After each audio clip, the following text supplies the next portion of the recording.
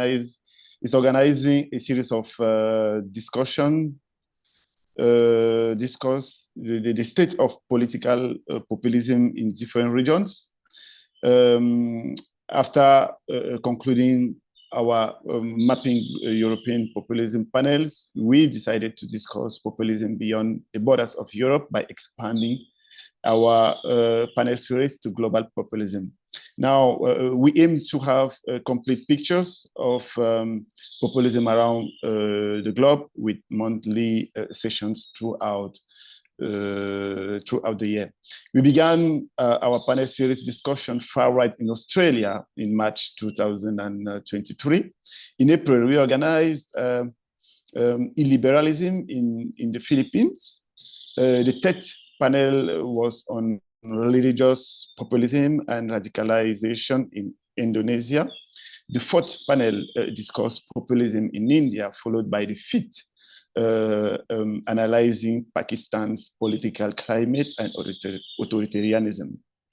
The sixth panel zoomed on Malaysia and Singapore and discussed on democracy in Thailand, were also carried on. The last panel was in Vietnam, Cambodia, Laos, and Myanmar.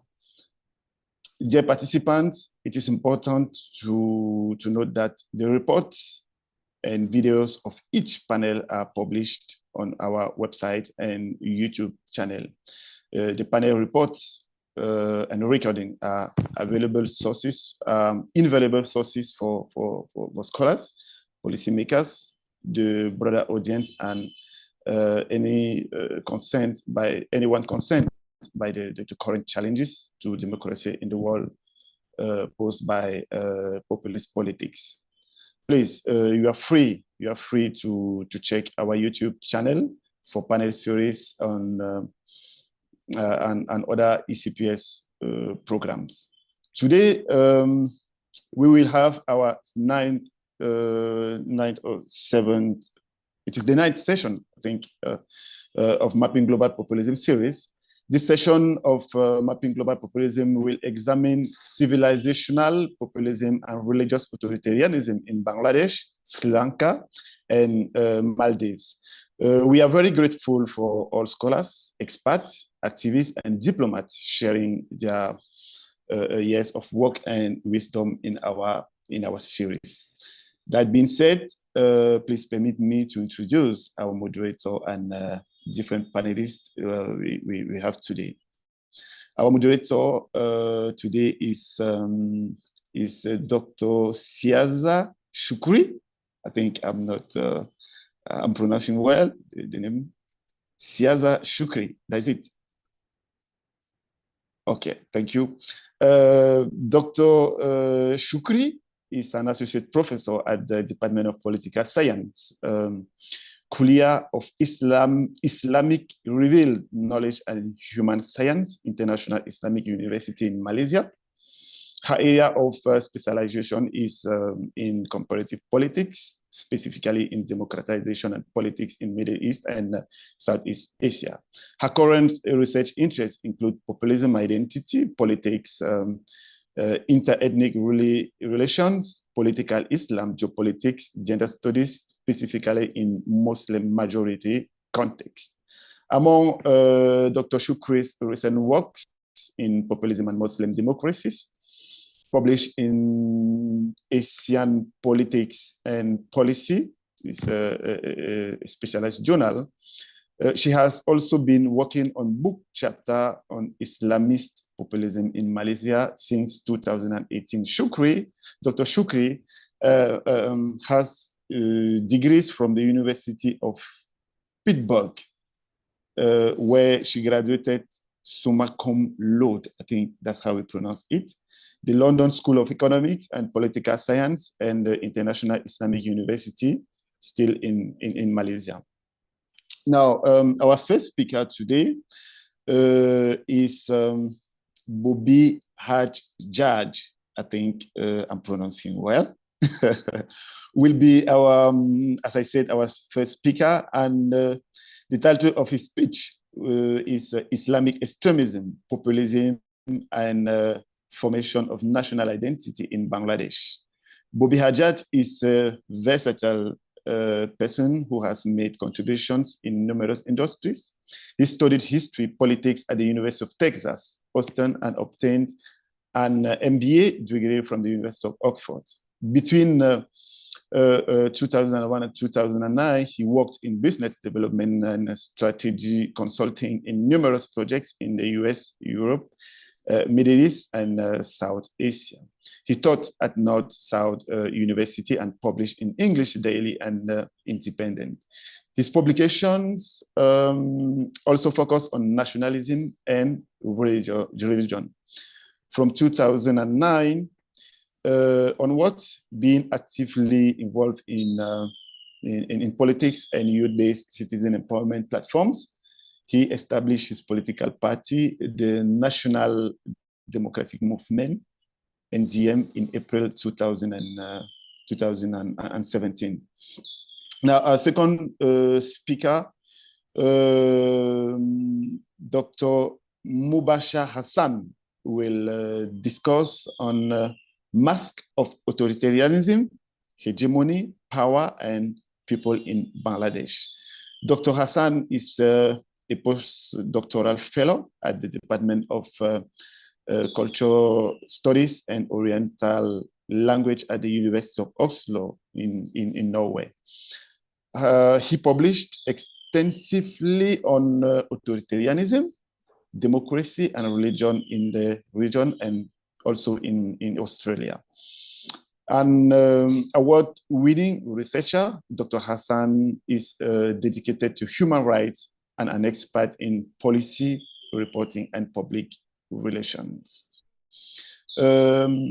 Our third speaker today is Dr. Midul Islam, who teaches as an assistant professor of political science at the Center for Studies in Social Science in Calcutta. After completing his doctoral research at the University of Oxford, Dr.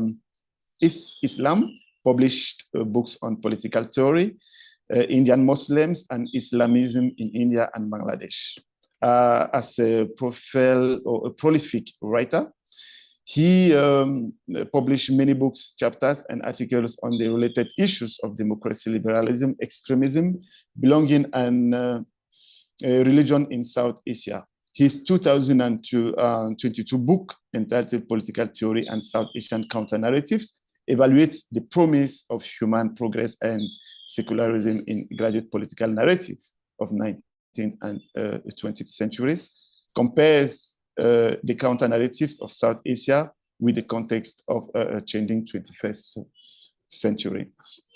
The next speaker is Dr. Rajni Gamaj, a postdoctoral fellow at the Institute of South Asian Studies, National University of Singapore. Dr. Gamaj's research focuses on state transformation and development politics in Sri Lanka, grounded against related development in South Asia and globally. Her PhD titled Nation as a Village, historicizing the authoritarian populist regime of Mahinda Rajapaksa in Sri Lanka. The words are, I think it was a critical political economy analysis of authoritarianism, populists in Sri Lanka. Before joining the ISAS, Dr. Gamash worked as a researcher in Colombia, Sri Lanka, and as a senior analyst at the Raja Ratman School of International Relations, and in many other universities like the Nyanga Technological University in Singapore too. And he graduated with a PhD in political science and international relations. Our last panelist today will be Dr. Musmi Bim, who will ask the question, will the rise of religious nationalism and populism in the Middle Maldives leads to another authoritarian reversal. This question will be asked by Dr. Bim, and he will give us some answers too on this question. So Dr. Musmi, I think, is an assistant professor at the Department of Ethics and Governance at the Fiji National University. She published articles discussing democratization, authoritarianism, and democracy in Fiji and the Maldives. She also studied at the University of South Pacific and the University of New England in Australia. So, as a reminder, we will do a questions and answer session after the completion of the presentations. You can write your questions in the chat box or raise your virtual hand and post your question in person. So if you don't mind, I think I will now leave you with Dr. Sia Shukri, the moderator of the panel today, who will present an overall view of authoritarianism in the region we are studying or we are discussing today. Thank you very much. Thank you, Gabriel. I will try my best not to give an overview because I guess all of our panelists here are the experts. But I'll just introduce a bit of the situation that we have. So, firstly, a good day to everyone. I believe you're all in different time zones. Welcome to our panel today on civilizational populism and religious authoritarianism in Bangladesh, Sri Lanka, and the Maldives. So, as I've been introduced, I am Shaza. I will be your moderator today. The civilizational populism and religious authoritarianism have emerged as pivotal forces molding contemporary South Asian geopolitics, which usually we talk about India, Pakistan, but also including within Bangladesh, Sri Lanka, and the Maldives itself. This phenomenon represents a fusion of populist politics that leverages civilizational narratives and the assertiveness of religious identity in statecraft and societal norms, leading to, unfortunately, authoritarian tendencies. In Bangladesh, a populous nation with a Muslim majority, the narrative of civilizational populism intertwines with religious identity, sometimes overshadowing the country's secular constitutional commitments. The party in power, the Awami League, has historically positioned itself as a guardian of Bangladeshi secular nationalism. However, it has had to navigate complex waters where populist agendas sometimes cater to conservative Islamic elements to maintain political control. Now, in Sri Lanka, its political landscape has witnessed the rise of Sinhalese Buddhist nationalist sentiments, which have significantly influenced the island's governance. Nationalist groups promote the dominance of the Sinhalese Buddhist civilization narrative, redefining Sri Lankan identity and often marginalizing minority groups such as the Tamils and the Muslims.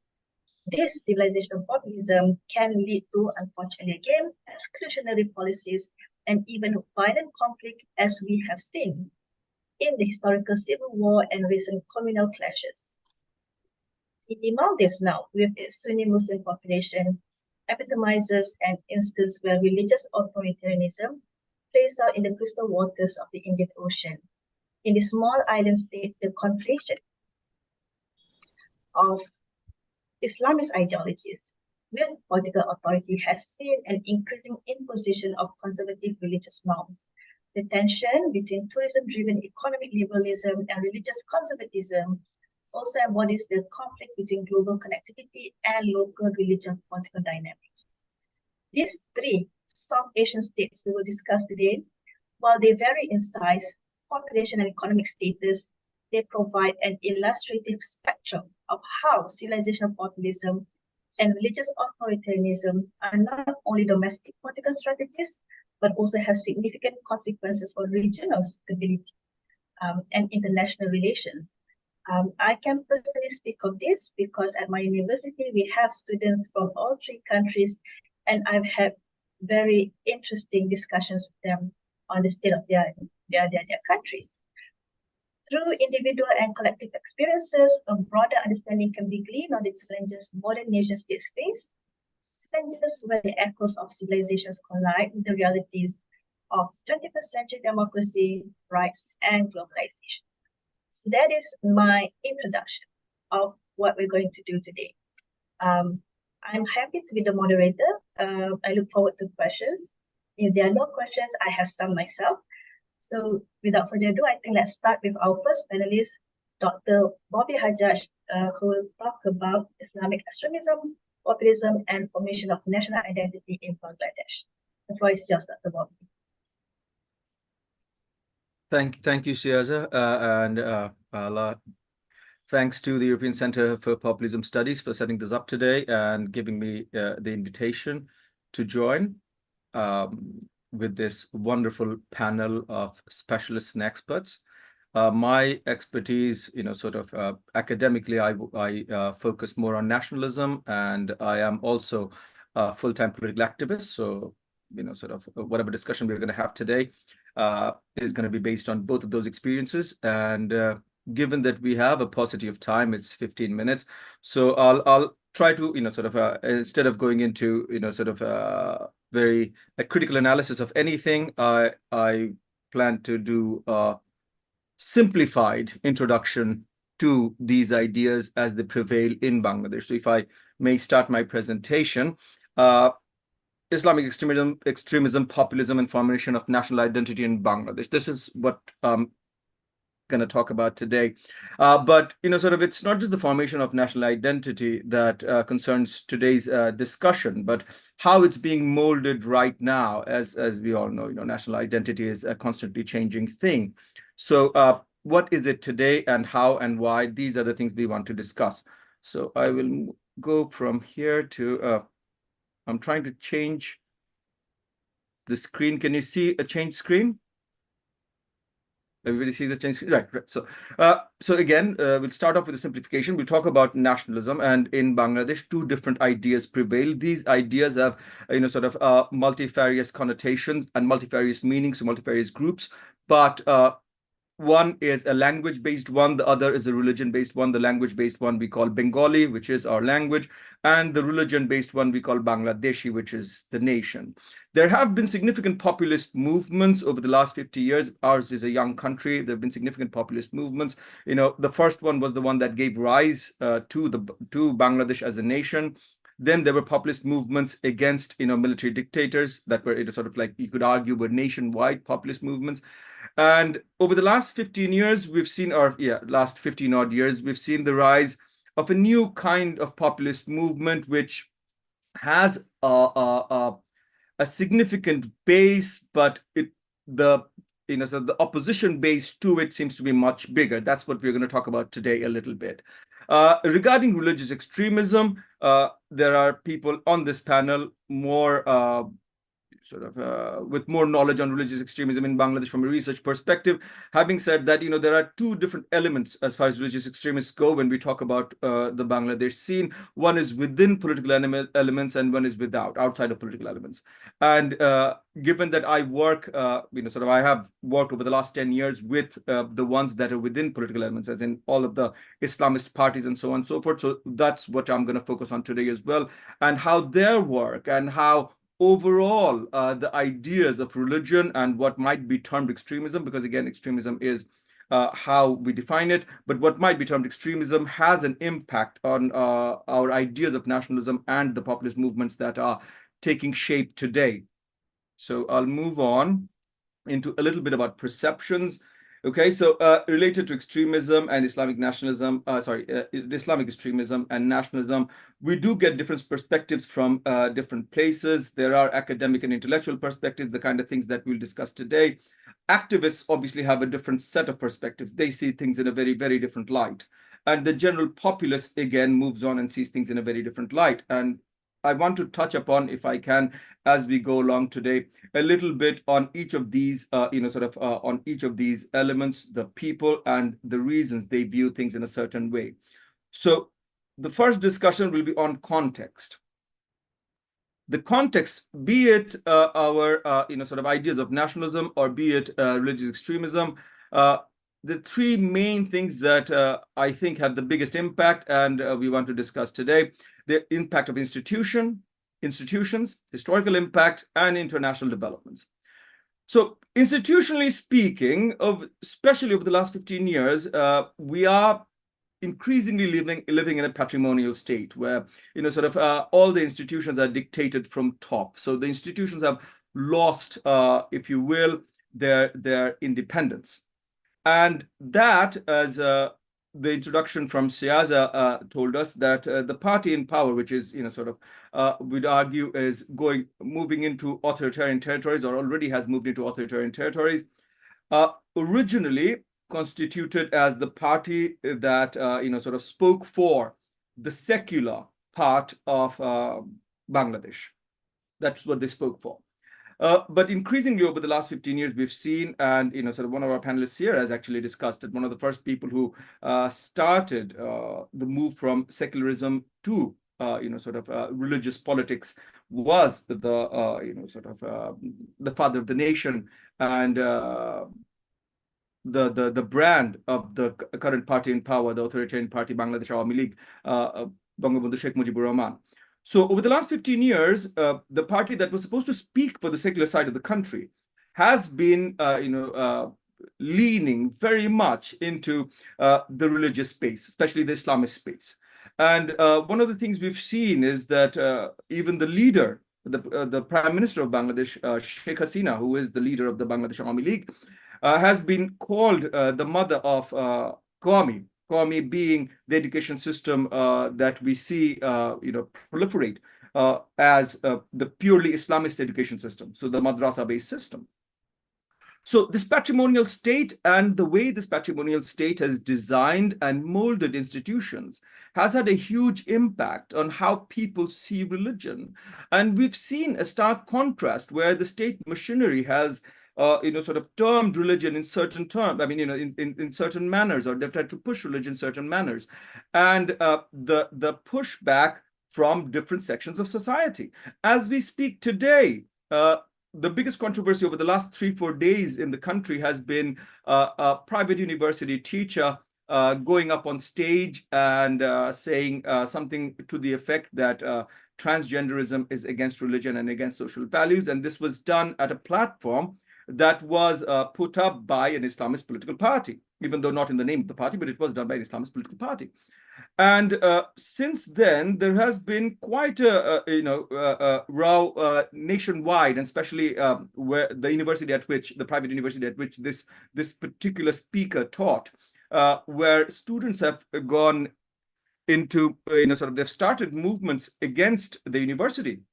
And started speaking against the official education policy and the official national education curriculum because of inclusion of things that are seen as not un-Islamic.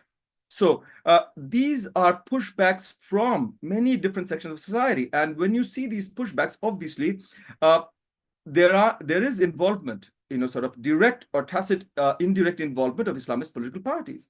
Like even with this particular, the transgender issue, which is in the headlines the last few days, even there, the inclusion of Islamist parties, the indirect inclusion of Islamic parties like the Islami Andolon, the Khilafat Majlis, which are significant, which have significant following in the Bangladesh political space, that has an impact on the support that people see on the ground.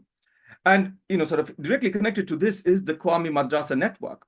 So the Qawmi Madrasa network had traditionally been outside of government control, and it was this over the last 10 years, more specifically over the last 5 years, where the Awami League government has tried to bring in the Qawmi Madrasa network under their auspices. And one of the major reasons for this was a huge popular movement, popular as in from the conservative part of the nation, a huge popular movement in 2013, which challenged the government in power, which asked for Sharia law and complete Islamist society.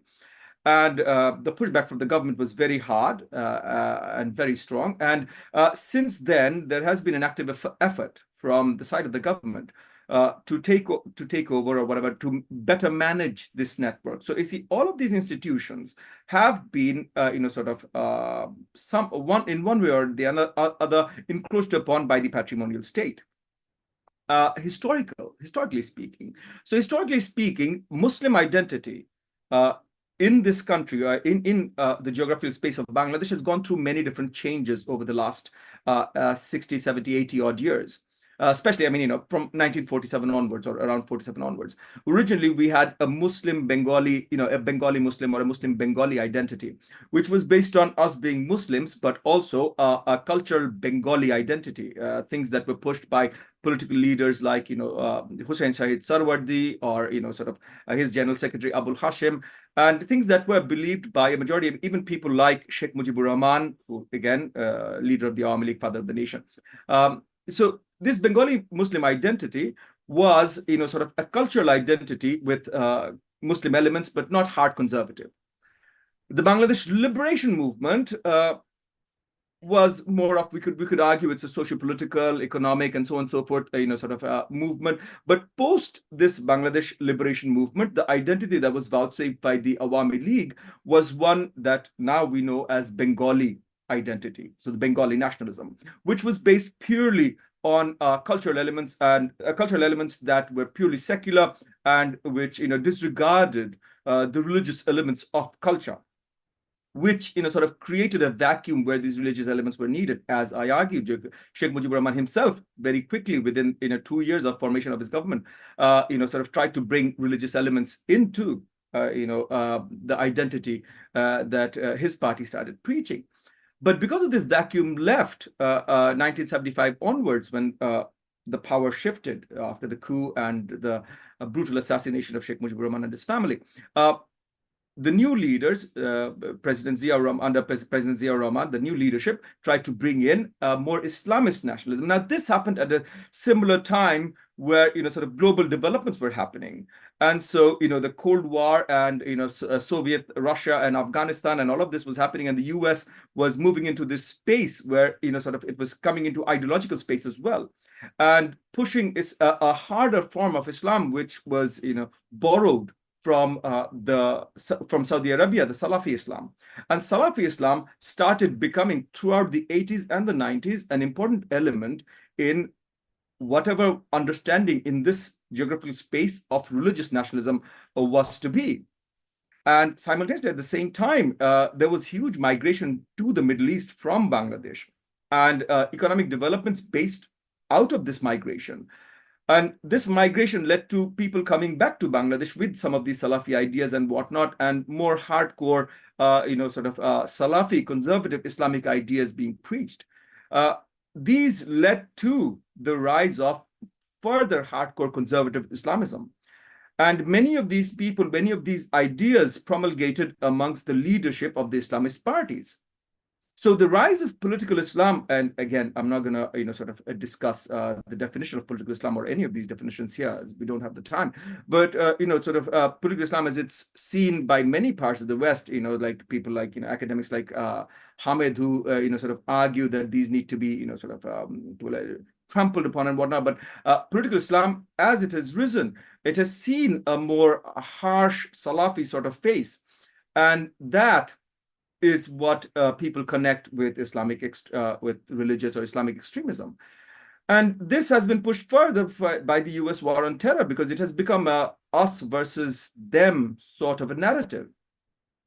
In Bangladesh, what we've seen over the last 10 years or last 15, 20 years, whenever we see Islamic extremism, and again, not getting into definitions of extremism, whenever we've seen Islamic extremism, we haven't seen Islamic extremism coming purely out of, or even at all, out of the madrasas and whatnot, sort of the madrasa networks and whatnot that actually are into Islamic studies. We've seen it come more out of middle class and upper middle class families with non-madrasa education. So these things become important in identity formation. At the same time, our neighbor has had a huge impact on how radicalized ideas have become here. because especially since the rise of the BJP, as in the takeover of power by the BJP and the Modi government, the rise of Hindu nationalism in India has also had a huge impact on how Islamists see their role. One of the biggest movements, one of the biggest populist movements a couple of years ago was an anti-Modi movement, which saw the government take, again, very harsh measures and put a lot of Islamist leaders and many opposition leaders as well, incarcerate behind bars and so on and so forth. So all of these things, these regional and international developments, have also had an impact on how people see the ideas of Islamism, what ideas of Islamism are extremist, and how it has impacted on their own national identities. So having said that, having set the context, I'll go briefly into the polarization of national identity. So I've already talked about the Bengali Muslim identity, Bengali identity, and Bangladeshi identity. But the biggest impact on these things have had, the current, in the current phase, we have an attempt at populist uprisings.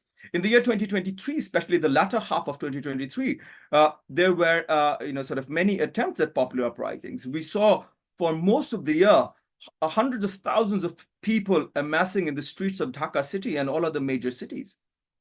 And a lot of these were purely political, as in an anti-authoritarian movement, which is what we had seen in 1990, as I had mentioned beforehand during the start of my talk. In the 1990s, which were anti-dictator movements, which are some of the biggest populist movements we've had in this country. And in 2023, we saw the same sort of thing happening.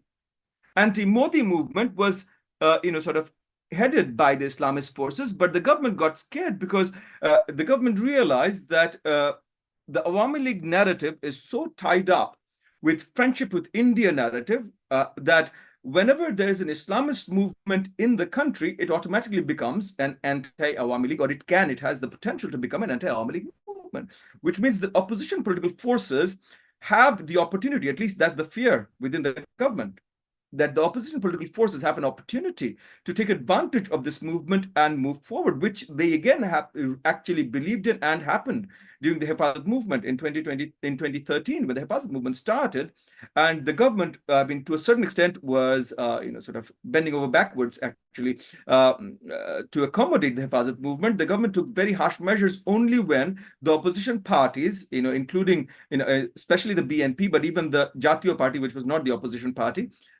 started joining the Hifazat movement, giving it support. That's when the government really went all out against the Hifazat movement. The anti-Modi movement was not much different when we come to that set of ideas. So while the government takes charge and is taking charge, encroaching upon all institutional space, be it from the court system, from the justice system to media to all other institutional space, including education, it is using that to vilify Islamist parties and also many Islamist ideas that, to a certain extent, one could argue are not even ideas that the Islamist parties themselves push in the political arena. So the vilification of Islamist parties by the authoritarian government becomes part of the nature of how they try to hold on to power. And the BNP, so the narrative has been created in such a strong manner that the main opposition party, the Bangladesh Nationalist Party, has in recent times, again, the Bangladesh Nationalist Party is the one that gave birth to the idea of Bangladeshi nationalism, which then went into Islamic nationalism. So it's the Bangladesh Nationalist Party that have started distancing themselves from the Islamist parties. So the biggest Islamist parties, with the largest following, the Bangladesh Jamaat-e-Islam, which was the coalition partner of the Bangladesh Nationalist Party when they were in government from 2001 to 2006. The Bangladesh Nationalist Party officially tries to distance themselves from the Bangladesh Jamaat-e-Islam right now. The other big, Islamic parties, the Islami Andolan Bangladesh, Bangladesh Khilafat Majlis, and so on and so forth, they try to distance themselves from these as well. And one of the reasons the BNP has pursued in the last movement that they had against the government, one of the reasons they pursued the movement, so they didn't create a coalition movement. they kept all the parties at arm's length. And one of the reasons they kept all the parties at arm's length was because of this vilification of Islamic parties, where they believed that the Islamic parties would hurt their own cause, not necessarily with the masses. The masses, sort of apart from the upper socioeconomic classes, where this narrative of vilification of Islamic parties does fly, but even these upper sort of echelons of society, the middle classes and the upper middle classes, the upper socioeconomic classes, even they are starting to be more accepting of Islamist parties and Islamist ideas, partly because probably of the of the control of the authoritarian regime. So the rise of the Bangladesh Army League and their authoritarianism has had a huge impact on how much of Islamism seems to be acceptable by the rest of society today. And while this happens, it is the Islamist parties who are being able to use narratives such as, what is happening in Palestine, and, sort of the rise again, if you will, from the ashes of the Taliban in Afghanistan, as the Taliban as positive narrative, sort of Hamas as positive narrative, and what is happening in Palestine as the negative narrative. So compassion for Islamist parties seems to be growing. And it is with this in view that it seems that the next populist movement in Bangladesh can very well be an Islamist movement. Now, if the next popular movement is an Islamist movement, that creates a lot of problems for Bangladesh. One big problem being the Islamists, the Islamist political parties do not really have an overarching national political agenda. They do not have any particular views of, sort of constitutional reformation or governance and so on and so forth. They have very small, very specific Islamist agendas. So if there is an Islamist political movement that is the next big movement in Bangladesh, that becomes a very big problem for the future governance of the country. But that's the path which we are treading. And one of the big reasons of that is the way the Bangladesh Army League is creating authoritarian space. Because we've had 3 consecutive national elections, and they come after 5 years, every 5 years. We've had 3 consecutive national elections where Awami League basically hijacked the national election. So the people at large are now looking and seeking a populist movement that can push the Awami League away from power. What happened the last 6 months, the latter part of 2023, were sort of attempts at populist movements by distancing religious political parties, which the BNP tried, and the BNP failed. Now, the failure was probably BNP's, or again, sort of political parties, the non-Islamist political parties, was their failure. But that failure could very easily be seen as a failure of parties that are not Islamist parties. And given the secular agenda in certain spaces being pushed in education policy and certain other policies being pushed by the Bangladesh Army League, given the global scenario of how Muslims are pushed to the brink in Palestine, and given our neighboring state, where again, the latest news was, sort of the Babri Masjid, the space of the Babri Masjid, the big mosque that was, sort of demolished. The reason BJP came into Indian prominence, that Babri Masjid, the new mandir, the new Hindu temple was built there. Now, all of these 3, all these big 3 and other small, many other small issues put together, the likelihood of an Islamist populist movement in Bangladesh is growing every day. And this is being seen by many people as the only alternative to our Bangladesh Awami League authoritarianism. Problem is, it is not a good alternative to anything. Again, because they don't have, sort of any governance and whatnot related agendas. So that is the space that Bangladesh finds itself in today, where, sort of the populist movements that are non-religious have failed. We have government authoritarianism, and we are, sort of struggling in the identity space as well, as in what are we and how do we define ourselves. And with that, I think I'm just in time. So with that, I will end my talk. Thank you, Siaza, for giving me the reminder of the time. So I think I've just, about finished in time. And if anybody has questions or if you take questions later, then we will do that. Thank you very much, everyone. Thank you, Dr. Bobby. Definitely right on time. So very good. I believe we'll take question and answer after, excuse me, all the presentations. I'm looking at those who are present right now. I don't see Dr. Mubashir Hassan, right? So I think we have to skip him and go to the supposed to be the third panelist. So I welcome Dr. Maidul Islam. His topic will be on religious extremism and Islamist populism in contemporary Bangladesh, which I think tied nicely to the conclusion by Dr. Bobby just now. So Dr. Maidul, the floor is yours, please. Okay, thank you very much, Siaza, and thank you, Bulent, and the entire team of the European Center for Populism Studies.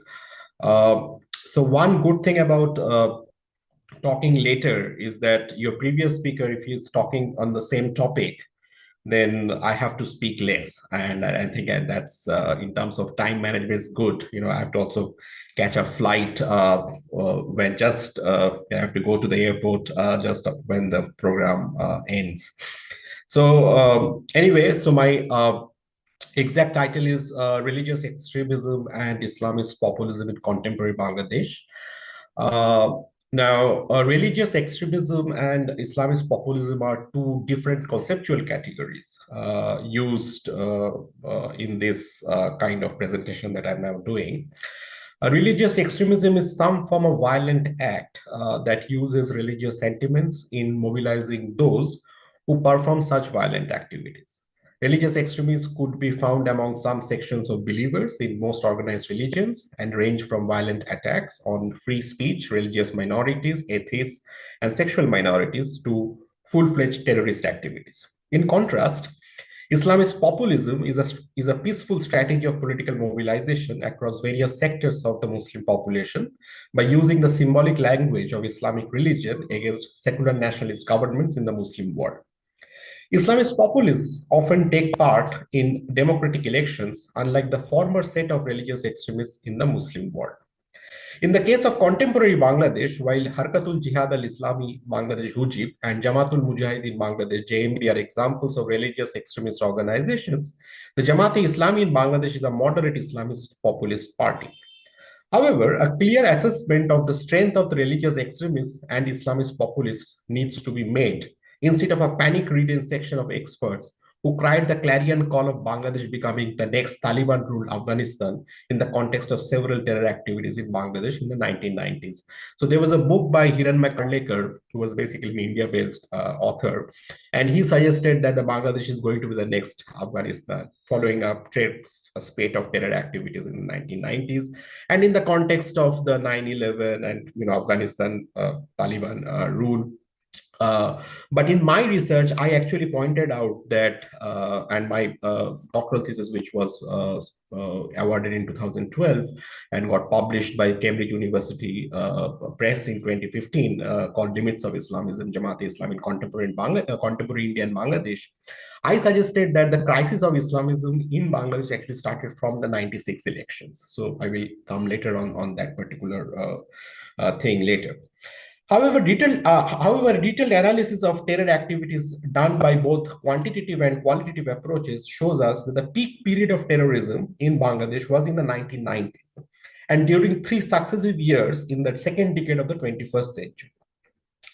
According to the Global Terrorism Database, Bangladesh experienced a total of 1,743 terror-related incidents from 1970-71 to 2020. So if you kind of all the terror activities which is reported in the Global Terrorism Database from 1970 to 2020, the 50 years, and it's only 1,743. And given the country's size, which matches with the number of European countries, I think it's quite less in number.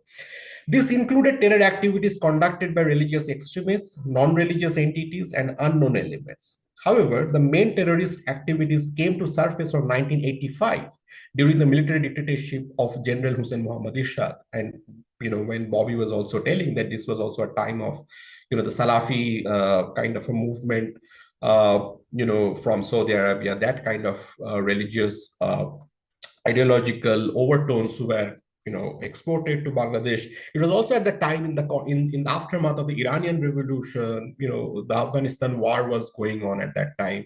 So it was a lot of things that was happening, and you have a favorable government of a military dictatorship. Ershad was the person who also introduced the word Islamic State in the constitution. So those kinds of things were happening. Before 1985, terrorism was virtually negligible in Bangladesh. Between 1985 to 2020, the peak period of terrorism in the country was in the 1990s. And then between 2013 to 2016. In 1996, the number of incidents reported were over 150, although the number was increasing from 22 in 1990, 42 in 91, 71 in 1992, 68 in 94, 74 in 95, and then suddenly shoot up to 161 in 1996. The bulk of the surge of the terror activities happened during the first half of 1996, before Awami League came to power in June 1996. From 97, the number of incidents dropped sharply. The numbers were way below 50 per year from 97 until 2012. So again, if you think about the 15 years from 97 to 2012, the terror activities actually in Bangladesh were way below 50 per year. From 2013 onwards, the terror incidents rose again until 2015. The numbers were 138 in 2013, 130 in 2014, and 479 in 2015, the highest ever reported in the history of Bangladesh. This period was also the period of post-Shahbaz protests and the conviction and executions of several Islamist leaders by the International Crimes Tribunal. From 2016 onwards, the terror incidents gradually started dropping, with 89 in 2016, that included the attacks in the Holy Artisan Bakery on 1st July 2016. From 2017, it went under 50 per year, with 41 in 2017, 36 in 2018, 32 in 2019, and 30 in 2020. A few years back, there were some incidents of violent attacks on atheist bloggers in Bangladesh by Islamist fanatics, particularly between 2013 and 2016. This was the period when the terror activities actually again increased. But from 2017 onwards, the number of violent attacks by religious extremism have steadily gone down. Now, moreover, the dominance of secular policies of the national populism of the Awami League has hindered the political growth of Islamist populist parties like the Bangladesh Jamaat-e-Islami. Such a secular approach of Awami League cannot be confused with the Western model of secularism, with a strict separation of religion and politics, but a constant negotiation between religion and political leadership. And this was what Bobby was also suggesting, that this sort of Qawmi Madrasa, and in trying to kind of have accommodating a lot of imams in the mosques. That's also a kind of Awami League tactics, where a secularism is a kind of a popular model of secularism, where it's not a strict separation between religion and politics, but how to negotiate and engage with a lot of religious leaders and use religious symbols.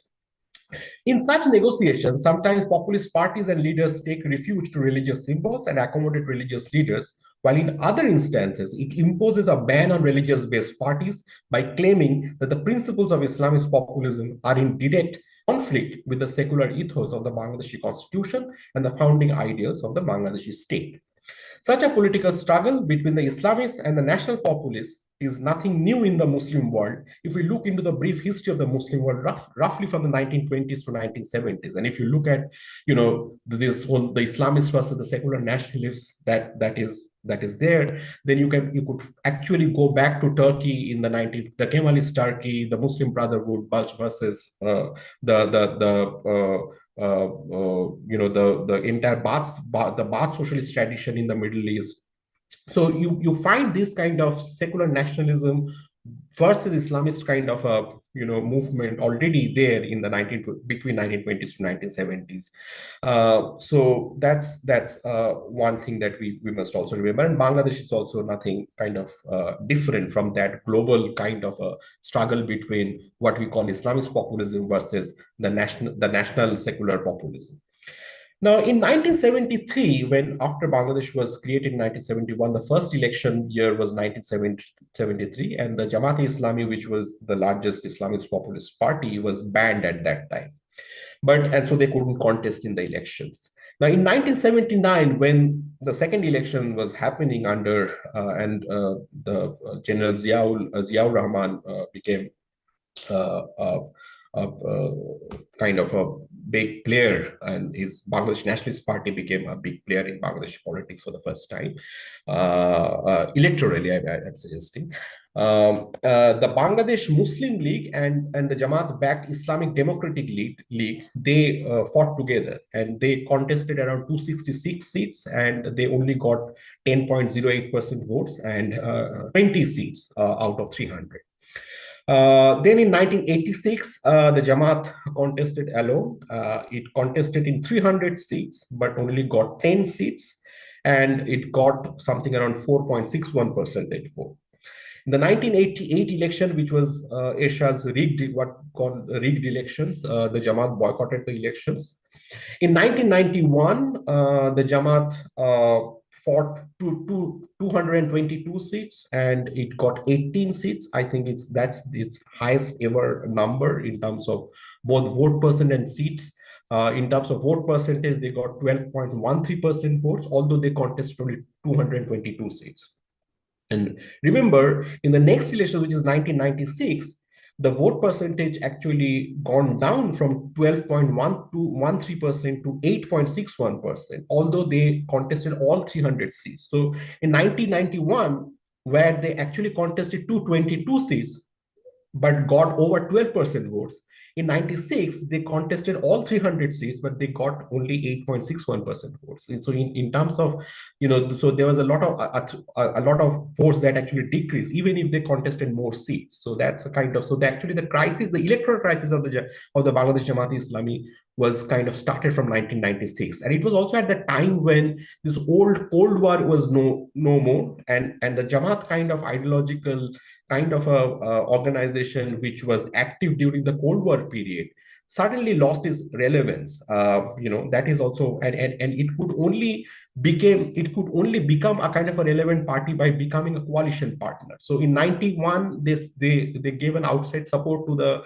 BNP government, and then in 2001, they became a part of the BNP-led government. So in 2001, they only contested 31 seats. So they only targeted their constituencies instead of having or contesting all 300 seats. And remember, they were also in alliance with the Bangladesh Nationalist Party. And they got 4.28% votes and 17 seats. In 2008, when the Jamaat actually contested its last elections, was 4.6% votes. So in terms of vote percentage, there was nothing very different from 2001, but they got only 2 seats, although they contested 39 seats. The party was banned by the Supreme Court in 2013, so it couldn't contest the 2014, and then that ban is still on. The registration was cancelled by the Election Commission because the narrative is that the Bangladesh Jamaat-e-Islami is that their principles and their ideas is actually opposed to the Bangladeshi constitution. So it's something which is today we can say that's the major kind of challenge. If Bobby's kind of suggestion is that if a kind of Islamist populist movements is going to come back at against the Awami League, then how it is going to manage this whole entire legal kind of ban, what kind of mobilization it will happen. Because my kind of assessment is that after the ban of Jamaat in 2013, the party is facing multiple crises. So it's kind of this, by all counts, both religious extremism and Islamist populism face a crisis at multiple levels, particularly at the level of leadership, financial, and political. And recently, Amar Bangladesh Party has been formed by splitting the Bangladesh Jamaat-e-Islami. So it actually split the Jamaat-e-Islami. So there was some reformist leaders of Bangladesh Jamaat-e-Islami, and it was created on the ground of not accepting mistakes by the Jamaat leadership about its role in the 1971 Bangladesh Liberation War. My own field work during 2009 with Bangladesh leaders and some Jamaat intellectuals, they were already suggesting that the Jamaat-e-Islami should accept these mistakes. They should say that, in 1971 the context was very different. They could have said that we were quite defensive about the fact that that India could take over Bangladesh.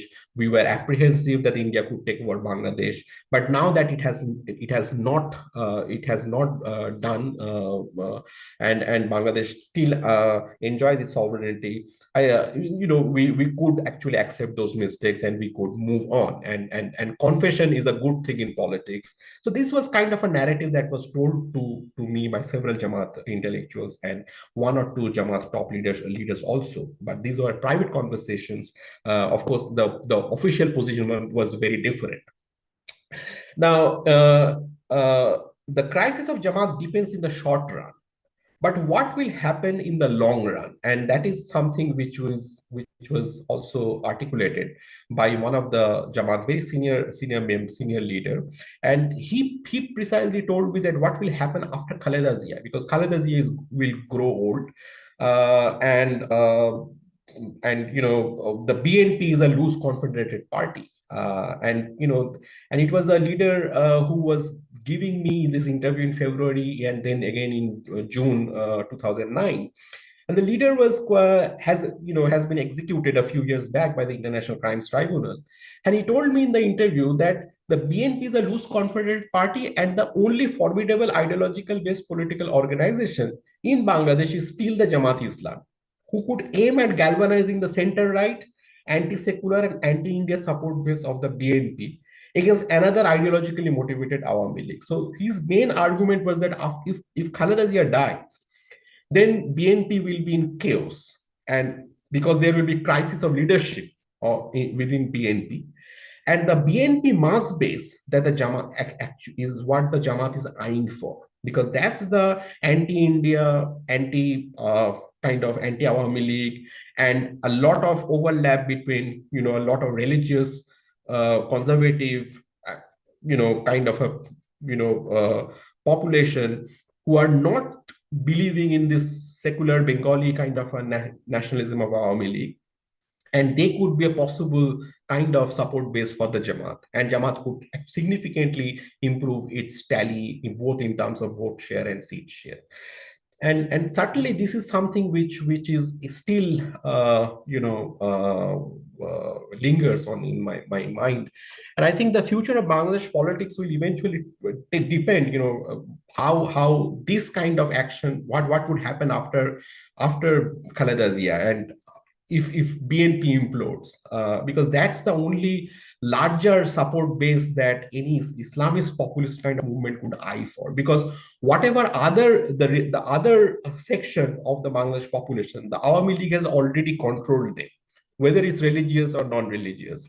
But those who are still against Awami League, those who are center-right, ideologically center-right, anti-Awami League, and anti-India, that kind of support base is also a significant support base. And that is where, and we could not judge what is the support base now, because the BNP has now boycotted elections in this last election. And 2018 was something kind of a very rigged election. 2014 again they boycotted, but it's certainly a significant kind of number.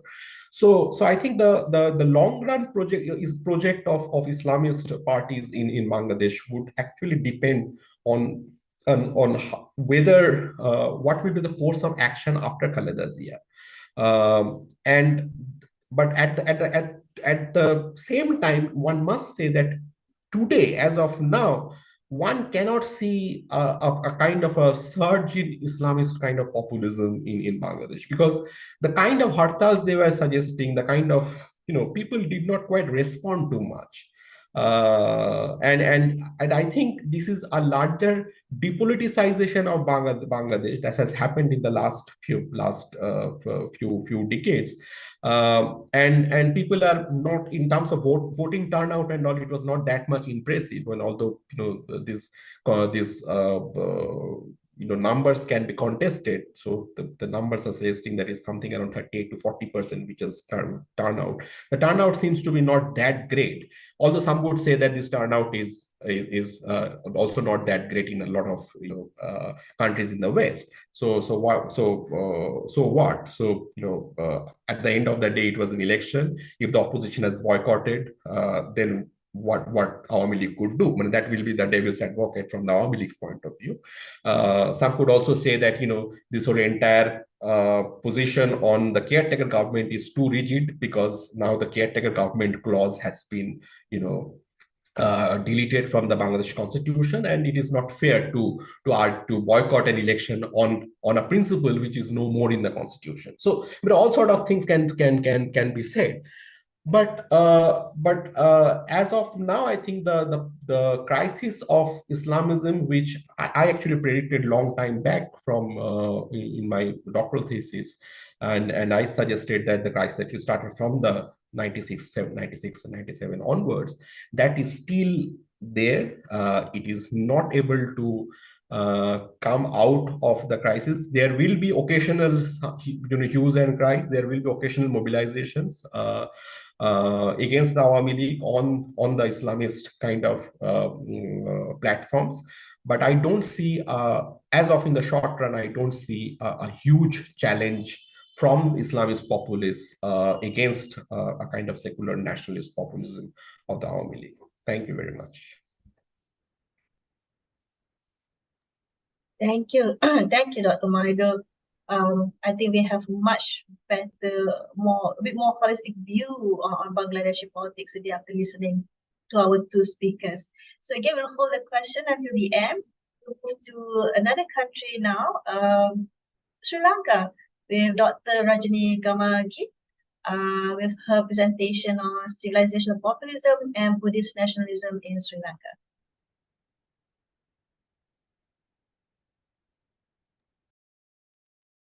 Okay. Can everyone see the slides? All good? Okay. Yes. So thank you, Siaza. Thank you, Bulent, everyone else at ECPS for this invitation. I think that the two talks before me were excellent, and I think they gave very in detail descriptions to what's going on in terms of populism in Bangladesh. So I really learned a lot from all of that. To introduce myself, currently I'm doing my postdoc at the Institute of South Asian Studies at NUS. And my research interests are mainly in the politics of state transformation, politics of development and inequality in Sri Lanka, but also looking at some of the global links and histories of these issues.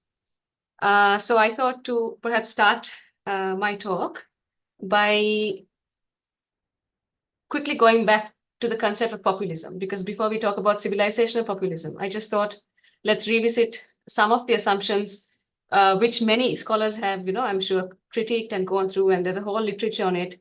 But I just thought it's good to sometimes start with some of the basics. And which is to contextualize the reason why we are talking a lot about populism, civilizational populism, authoritarian populism. A lot of these concepts is because there has been, there's an assumption that there has been an uptick in populist politics, especially in the so-called Western democracies. And perhaps that's why there's so much of renewed interest in this topic of populism. But I'm sure, as most of us know around here, that the concept of populism has been around for a long time. It has been interpreted in different ways, depending on the discipline that has interpreted it. As we can see, initially populism was seen as some form of incomplete modernization, that it's a result of democratic institutions not being strong enough to regulate and to express public opinion in less in less, let's say, undemocratic fashions. And then there were interpretations of populism as a subspecies of fascism, and then even more positive interpretations of it, especially when it starts to manifest in Latin American contexts as a healthy expression of democracy. So I did want to contextualize what we're talking about in these initial discussions on populism, just to say that while we recognize that currently populism is not a new phenomenon, we understand why there is so much of discussion on it, because its current manifestations have some distinct features, among which is that there appears to be an uptick in populism in Western democracies. And the same assumption continues that populism in Western democracies is an anomaly, that we shouldn't expect to see it because these democracies are so advanced and their institutions are apparently so strong. So how come we are seeing this?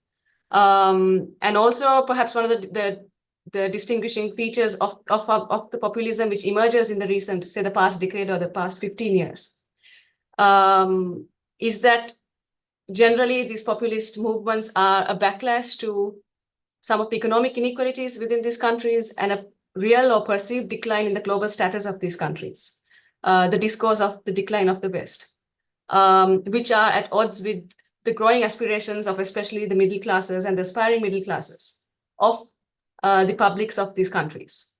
Another distinguishing feature, I think, of populism that we see in the recent years is that the populist leaders, they often come from outside the political establishment. And they weaken democratic institutions in ways that are different to the political leaders previously. Because as we all know, Western democracy has so many standards, double standards, and so many interpretations to it, that one can argue that democracy was anyway self-serving and one-sided to start off with. But in the latest episode of populist politics that we see, it appears that it is even some of the democratic institutions that previously had not been so much damaged or undermined appear to be increasingly undermined in the latest phase of populism. So just I wanted to situate our understanding of populism in the current wave of populism, trying to remember that it is not a new phenomenon. It's something that has been happening over the decades, but that there are some distinguishing features of it in the past decade. Very quickly, to then move on to this concept of civilizational populism. Why is it important, or why is it useful as an analytical tool? And the idea here is that under populism proper, people are mobilized under this through a certain narrative or a certain discourse, often framing these people as being under threat, a very us versus we sort of narrative. And in civilizational populism, this concept points to a very specific threat being identified, which is that there's a threat to a civilization. And the civilization is something that is beyond the nation state. It is transnational. It doesn't necessarily need to refer to like an empire. It can even refer to something like a culture that transcends the nation state. So again, because these concepts I'm sure that most of you all are familiar with, what I did want to question once again is whether the concept of civilizational populism in academia, these are new concepts. But when we ground our analysis against colonial empires and the histories of that, these are not really new concepts. Because whatever we see as civilizational populism, whether it emerges in the West or whether it emerges in the global South, these are, for myself or for scholars that I tend to read, these are politics that are a continuation of the kind of politics, the kind of struggles of domination and imperialism that happened during the colonial period. Because colonial powers used discourses of civilizationism to legitimize empire building, it's not so surprising that these discourses continue to be used today. The only difference would be that democratic institutions have increased in their occurrence throughout the globe. So that might be the only difference. But at the same time, we must remind ourselves that even though democracy, particular institutions might have been established much later in the colonies, within the empires itself, democracy was already being established much earlier on, right? Even during the times of the empire. Okay, so very quickly in terms of civilizational populism and global South politics, there's this idea that the civilizational populism which emerges within certain global South contexts is distinct to that which emerges in Western advanced liberal democracies. And one of the reasons for this is that the histories of global South politics is very much rooted in its colonial experience and encounter. And so when we look at some of the civilizational populist discourse in countries such as Sri Lanka, or I'm sure in India and other countries that have a similar history, often we see that anti-colonial sentiments feature within this civilizational discourse. And they often attack Western values, which include capitalist values. And often the target, the other community, is not recent immigrants as in the West, but often minority communities who have lived in these countries for much longer periods. So coming to Sri Lanka, one can observe, if you look at especially the anti-colonial discourse that emerges against the British from within the Sinhala Buddhist nationalists, you can observe within this anti-nationalist, this anti-colonial discourse, you can observe some elements of reference to a civilization. And this is not very surprising because in these anti-colonial movements, the nation state had still not formed. So nationalist movements were very much in an early stage. So the fact that their frame of reference was more transnational, it's not very surprising. It's also not surprising because a lot of the third world solidarity kind of movement at that time was also transnational. I'll just talk about some of the key features of this civilizational populist discourse that emerges in early 20th century Ceylon, which is now known as Sri Lanka. And I'll focus mostly on who is known as the father of Sinhala Buddhist nationalism. So some of the insights I'm making are kind of they're quite limited because I'm focusing just on him, but he's generally considered to have been the key person to have introduced ideas of Sinhalese ethnicity as the dominant category which defines Sri Lankan politics thereafter. And so within this person, Anagarika Dharmapala, within his discourse, we notice him borrowing on certain civilizational concepts. So for example, he turns the stereotype of the colonizer on its head, and he calls the Western colonizer as the barbarian. He challenges the general myth of the colonized as being a people without a history.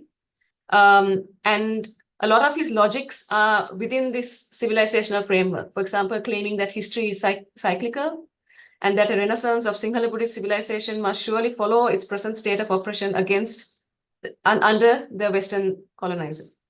And we see elements of nostalgia that are coming up, a promise of a return to a great civilization where there was egalitarianism, there was democracy. But in his discourse, there's a lot of contradictions because it does not really match up with the feudal and caste-based society that actually existed in pre-colonial Ceylon. And in Dharmapala's discourse, we also see other civilizational aspects that are probably a result of transnational movements and their influences on Dharmapala's thought and Sinhala Buddhist nationalism that was forming in Sri Lanka at the time. And these include the temperance movement, which started off in the US. It was a transnational movement. The Theosophical Society, which was another transnational movement, which significantly influenced Sinhala Buddhist nationalism during that time. And like I mentioned before, Sinhala Buddhist nationalism was also significantly influenced by European sensibilities of Aryan civilizationalism and anti-Semitism. So within his discourse, we see a lot of anti-Semitist discourse, we see Dharmapala identifying the Sinhalese as part of the Aryan civilization. And in doing so, what he does is not only does he say that the Sinhalese are a superior civilization to the Western civilization, but he also says that the Sinhalese are a superior civilization to the Tamils and the Muslim minorities that were present in the country at the time. So this is broad, I mean, very briefly,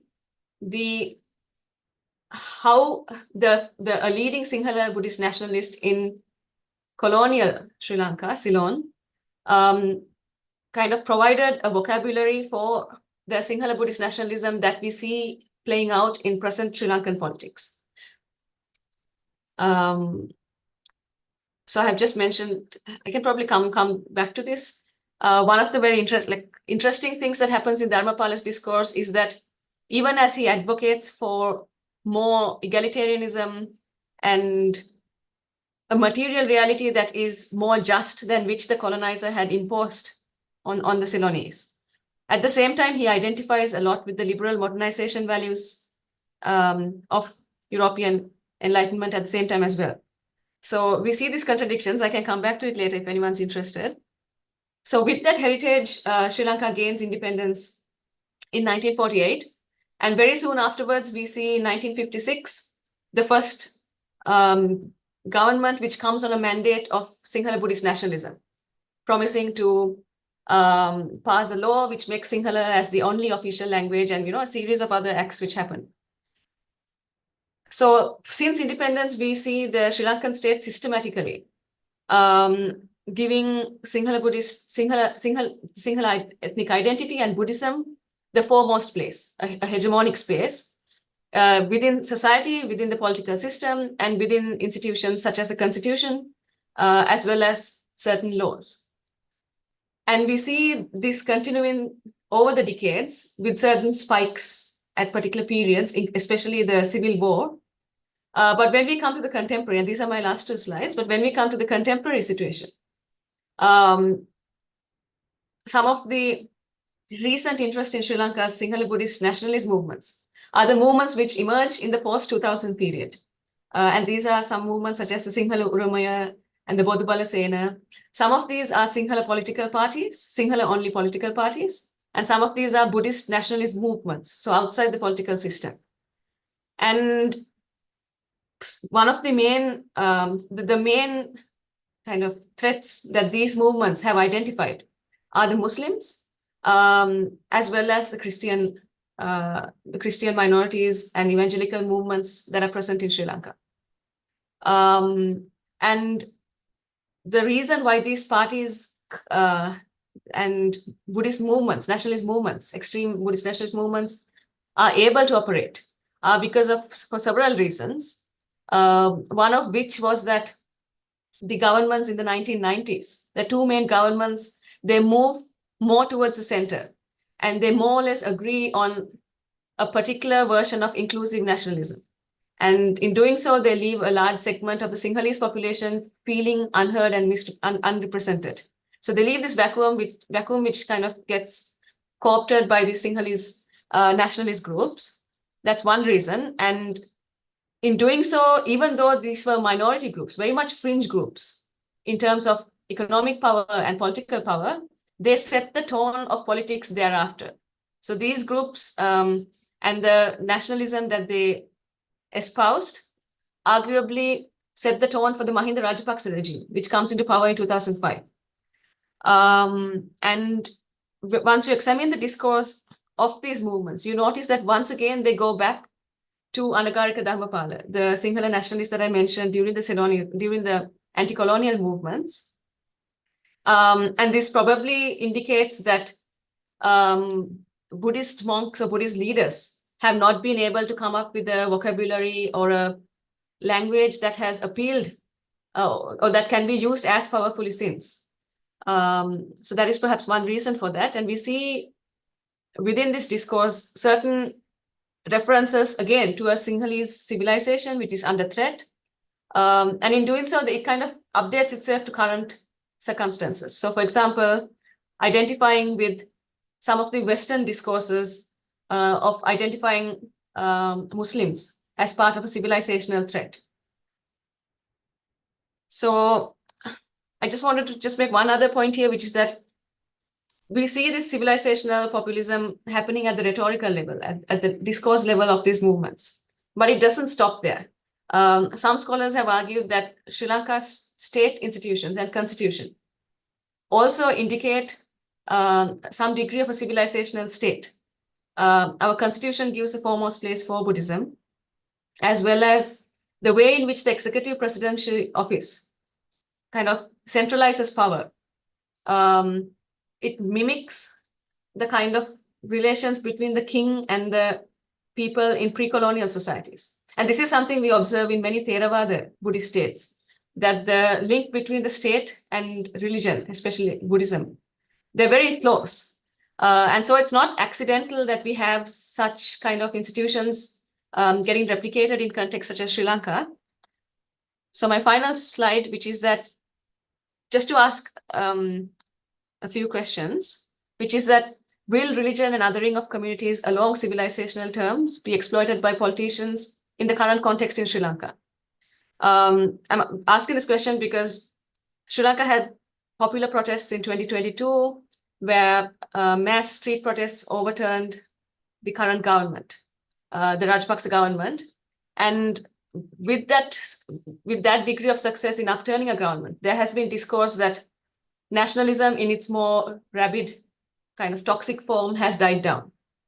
And so is that really the case? And arguably, no, because like I said before, the close link between the state and Buddhism has continued to this date. And we see in some of the recent developments in Buddhist nationalism that there are attempts to once again mobilize this sentiment of a threat to a particular religion and a community, which is the Sinhalese Buddhist community. So it would likely continue to be exploited by politicians, and pointing to the fact that political Buddhism in Sri Lanka is very resilient. So even in times of economic crisis, we have seen the Buddhist monks adopt a language of economic nationalism now. So they promise to protect the people in this time of economic hardship. They promise to bring justice against the corrupt politicians. So they use this language and they adapt themselves, they adapt to the circumstances. Will more inclusive counter-narratives succeed in the context of multiple crises, recent crises? Like I said before, it's quite unlikely. It's not that more inclusive Buddhist nationalisms are not present, they are certainly present, but they don't have the traction and the social level of social appeal as some of the more extreme versions of these nationalisms have.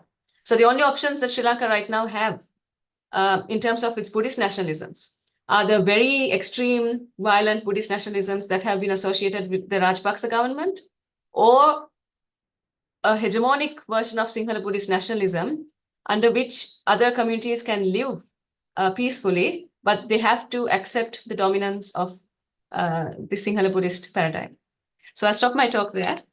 Thank you very much. Thank you, Radharajini, especially with you're right.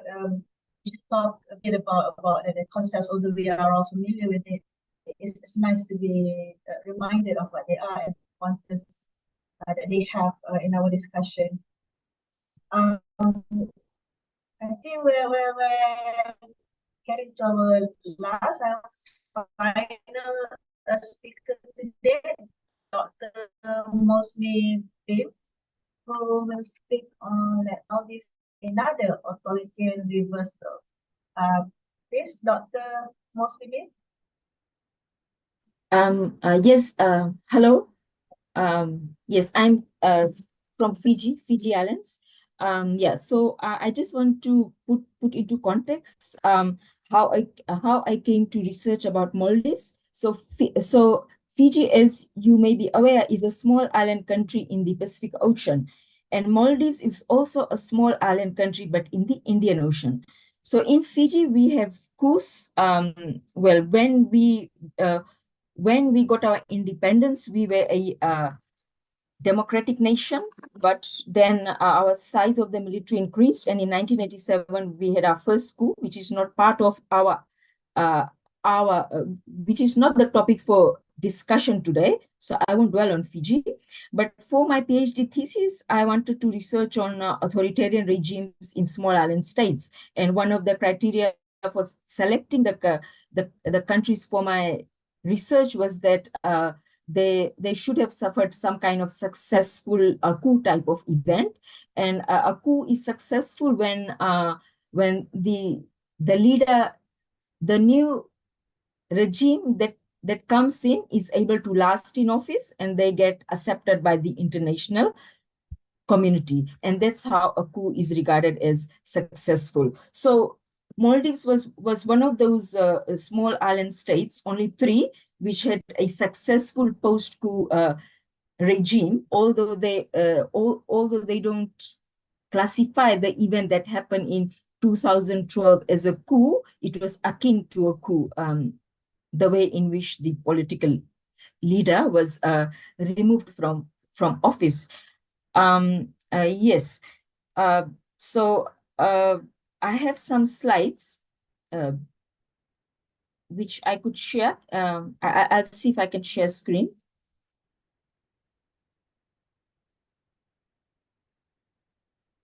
Okay, so in terms of populism, I just recently started researching on it. My area of research, as I just mentioned, is elections and electoral authoritarianism. So the topic for discussion today is: will rise of religious nationalism and populism in the Maldives lead to another authoritarian reversal? So this picture is, I took it in 2017. As you approach the Maldives capital, Male, you see all these, you see a lot of buildings. That's because Male is one of the most densely populated cities in the world. So space is really short, and they build buildings right till the edge of the island. And this has implications for political stability, because during times of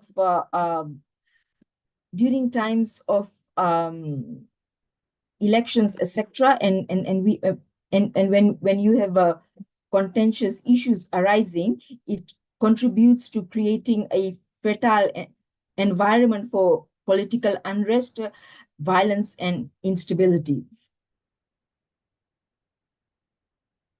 Okay, so I went to Maldives in 2017 for my field trip, and I was based at the Villa College.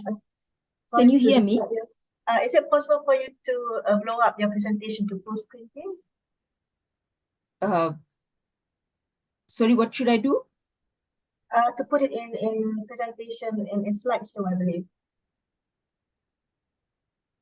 To make it full screen? Full screen, okay.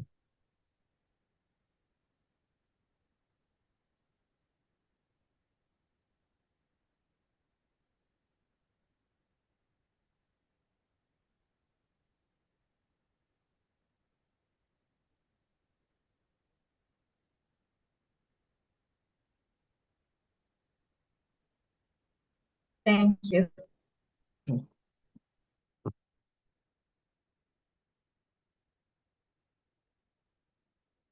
Okay, so that's the Villa College. That's where I was based for a month. And at that time, the electoral autocratic president Yamin was in power, which means that being a foreigner and researching about democracy at that time was considered a risky activity in the Maldives. So I had to keep a very low profile.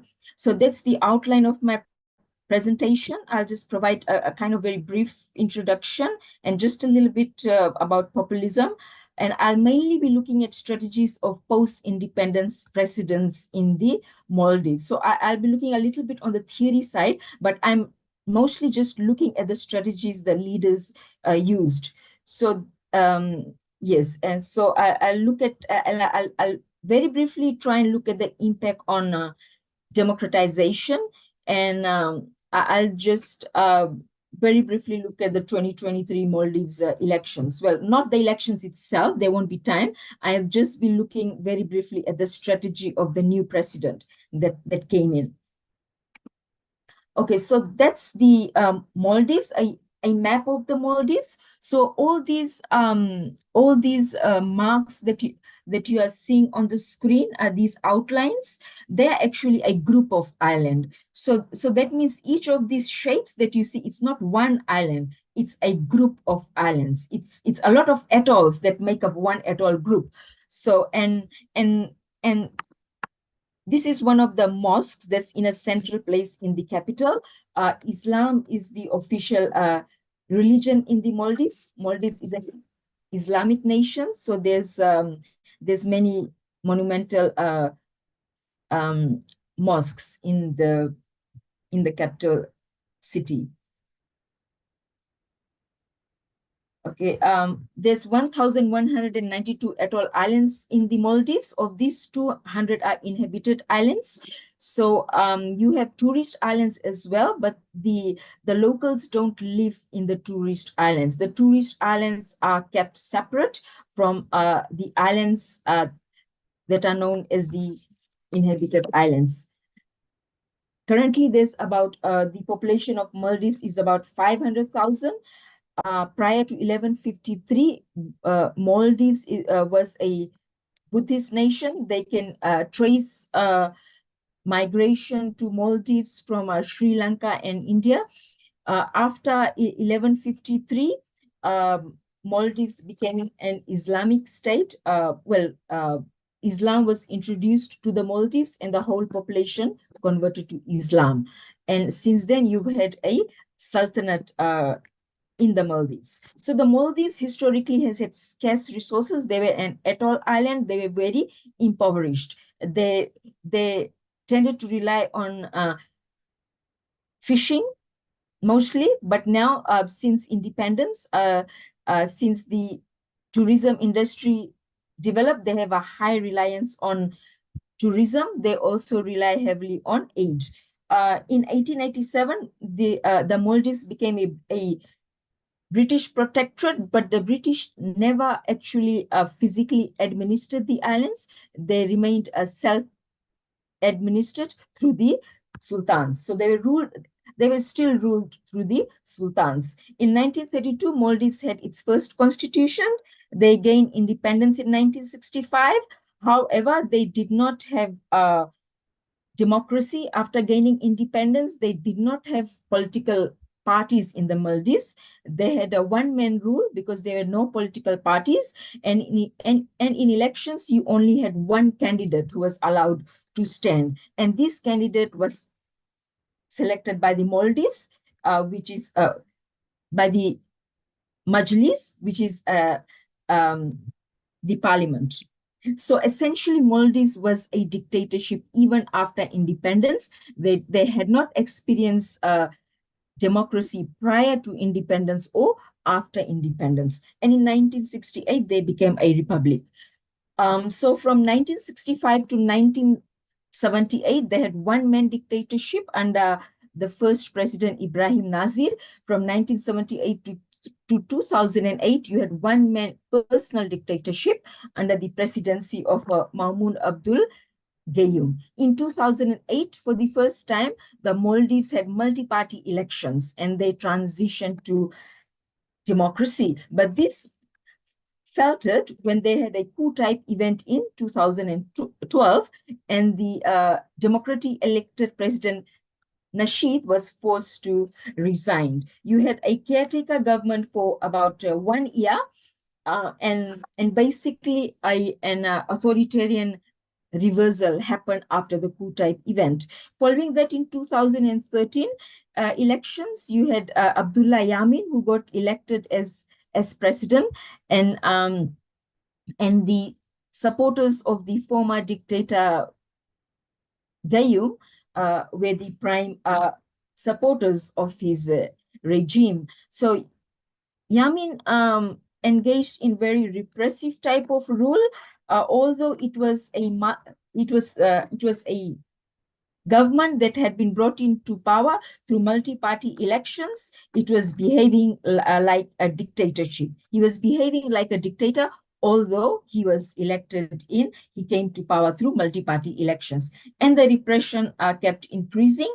And in 2018, he lost elections and the country was supposed to have returned to transition to democracy. And in 2023, last year, we again had another elections and there was a successful change of power. Okay, just briefly to go through the meanings of populism, I have taken a very simple definition from Dehanas and Sterin, who have written about religious populism, because my area of interest was religious populism. And I only took interest in religious populism because Maldives was the country I was researching. And around the time I was finishing my thesis, it became very clear that religious extremism was becoming a big issue in the Maldives. So Dehanas and Sterin, they describe populism as a political style that sets sacred people against two enemies, the elites and the others. And religious populism is supposed to be a subtype of populism, which is driven by religious faith, identity, symbolism, morality, and norms, etc. So in the Maldives, Islamic nationalism hosted populism, which led to an exclusionary political discourse there and social othering in post-independence Maldives. So in Maldives, you don't have any other religion. You only have Islam. And all Maldivians follow Islam. And foreigners are not allowed to become a citizen of the Maldives. Only men who get married to Maldivian women and who are of the Islamic faith are allowed to apply for citizenship. So despite the fact that there's no other religion in the Maldives, the politicians were able to create this notion that there's a threat to Maldives, and there's the threat to Maldives' Islamic identity from Christianity. And this imaginary threat from Christianity and other religions has been employed by political leaders over the past decades to undermine democracy and human rights. And it has been particularly beneficial to those who had been nurtured by the former dictator Maumoon Abdul Gayoom, who had been in power for 30 years. And during his rule, he had nurtured a lot of clients. So according to the UN General Assembly report published in 2018, nationalist populism leads to exclusionary practices that discriminate based on nationality and religion, as well as gender and sexual preference. And for this reason, it violates human rights. Islamic nationalism, exploited by politicians, exacerbated such exclusionary practices in the Maldives. So the first post-independence president was Ibrahim Nazir. He was of monarchical descent. He was the country's independence hero. So there's no evidence that Nazir engaged in religious populism. The kind of populism that Nazir engaged in is nationalism. He was able to invoke feelings of nationalism amongst the people, and was able to use it to drive to push the Great Britain to grant them independence. So for this, Nazir invoked the central feature of populism. He focused on the people, the feelings of the people. So populism delves a lot. Populist politicians rely a lot on inflaming the feelings of people. And in this case, he was invoked the feelings of people by making them feel that they had been betrayed, they had been wronged or left vulnerable. it came after two key events. When the Gun Island in the Adu Atoll, it was leased to Great Britain for use by its Royal Air Force during World War II. And the signing of this lease agreement had not been done in a transparent way. And therefore, Nazir was able to use this incident to galvanize anti-British sentiment. And there was also a secessionist movement to make Adu Atoll a separate estate. And what Great Britain did, they had initially provided support to the leader of the movement, and secretly, without knowledge of Maldives leaders, they shipped the leader of the movement away to Seychelles. And this was also portrayed as a betrayal, to the Maldivian people. And through these key incidents, he was able to galvanize people's emotions, and and was able to push the Great Britain to grant them a full independence. As you can see, there's a picture of women and children there. Why I left it there? Because at that time, Maldives was practicing a liberal type of Islam. That means women were not covered from head to foot. You did not find women generally wearing head coverings. But in recent years, due to the rise of Islamic nationalism, there has been a reversal in rights for women, and now in the islands, many women feel obliged or pressured to cover themselves, by head coverings or wearing the full niqab, a black garment covering from head to foot. So Mahmoud Abdul Gayoom took over from President Nazir in 1978. He won elections. So why it is so important to highlight Mahmoud Abdul Gayoom is because he was the leader who introduced political Islam in the Maldives. He was the one who set Maldives up for Islamic nationalism. So Mahmoud Abdul Gayoom was not of monarchical descent. However, his family came from a noble lineage.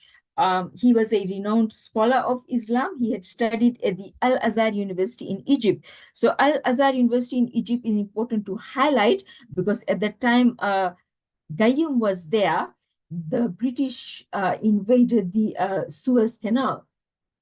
And this had a big impact on Gayoom because he saw that the Western democratic powers were victimizing Muslim countries for no reason, for no reason at all. So when Gayoom returned to the Maldives, he was teaching Islam as well. He was a renowned religious scholar, and he also knew Arabic calligraphy, and he was invited to write on buildings, etc. And there are national landmarks in Maldives that display his writings on their walls. So his strategy was using Islamic symbols, tropes, and ideas to create a sense of belonging in people. And this is likened to a strategic orchestration of religious populism, and it led to the public really adoring him, as a religious leader. They gave him a lot of respect, although in reality he was an authoritarian leader. Oh, sorry, they say I have about 5 more minutes. Okay, so Gayoom manipulated Islam for political support. And during his time, there was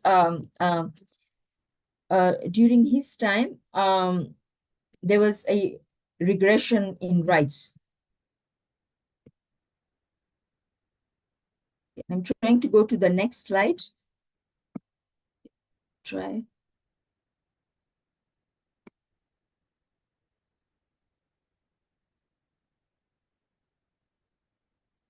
So he actually put in place a lot of policies to basically re-Islamize Maldives. So the Maldives went through a process of re-Islamization under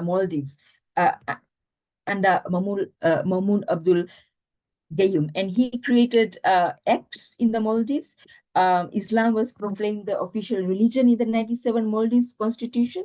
He created the 1994 Protection of Religious Unity Act. Youths were sent to study Islam in various countries, and people were expected to overtly display loyalty to Islam.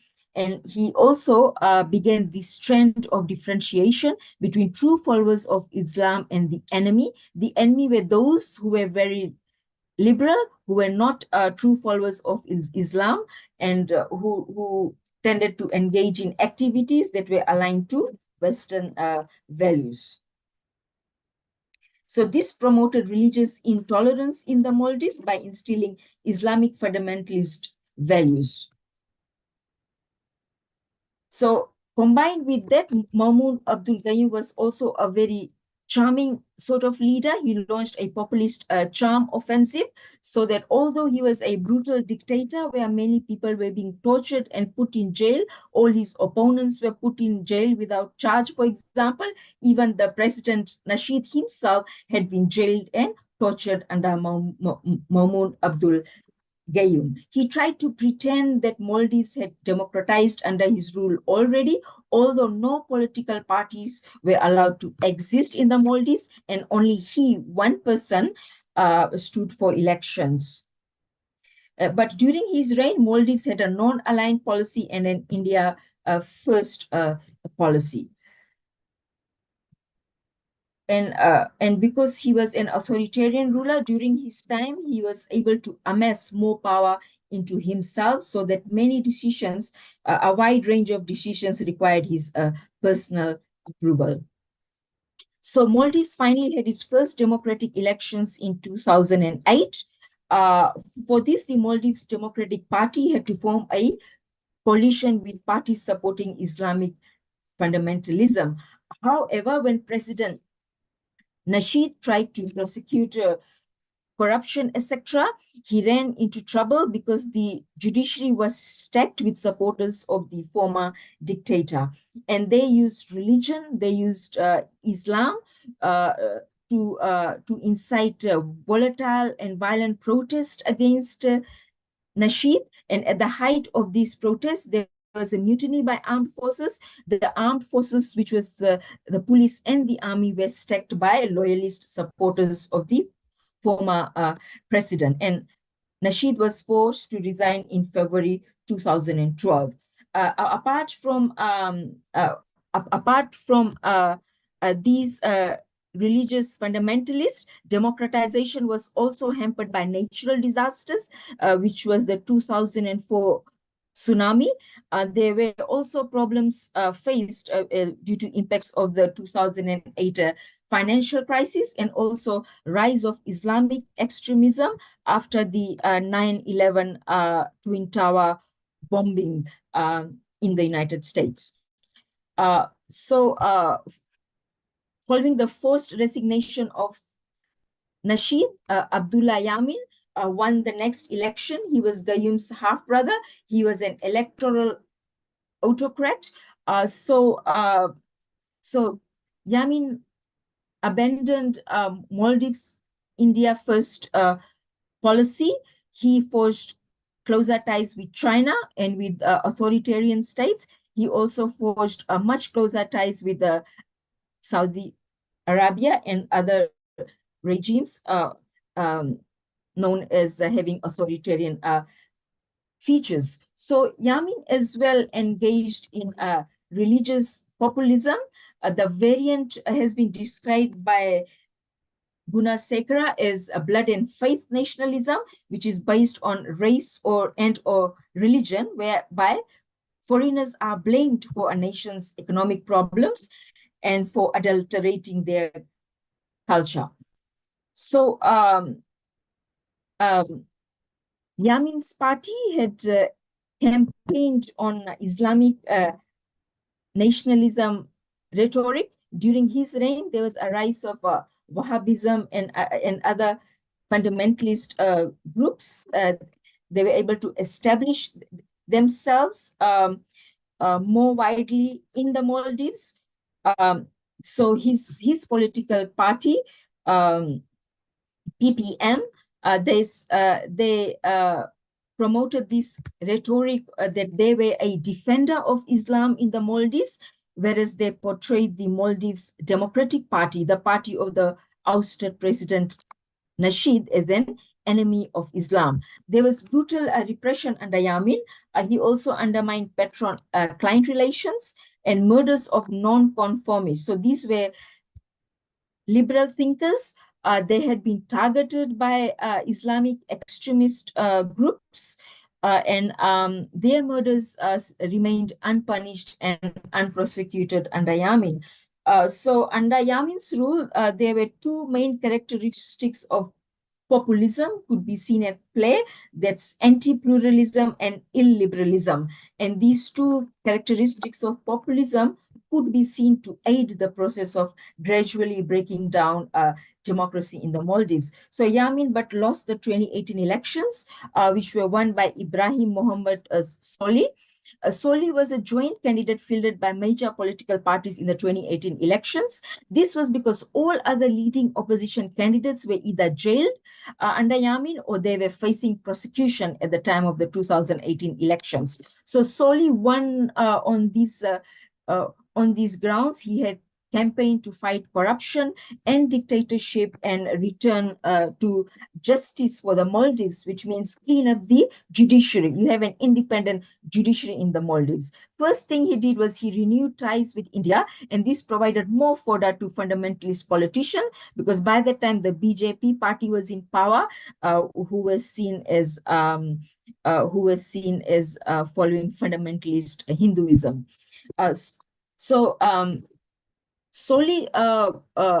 Soli's victory was supposed to bring the Maldives back on track to democratization. However, this did not seem to eventuate because Soli seemed to be afraid that they'll also their government also will be forced to resign by the fundamentalist Islamic supporters.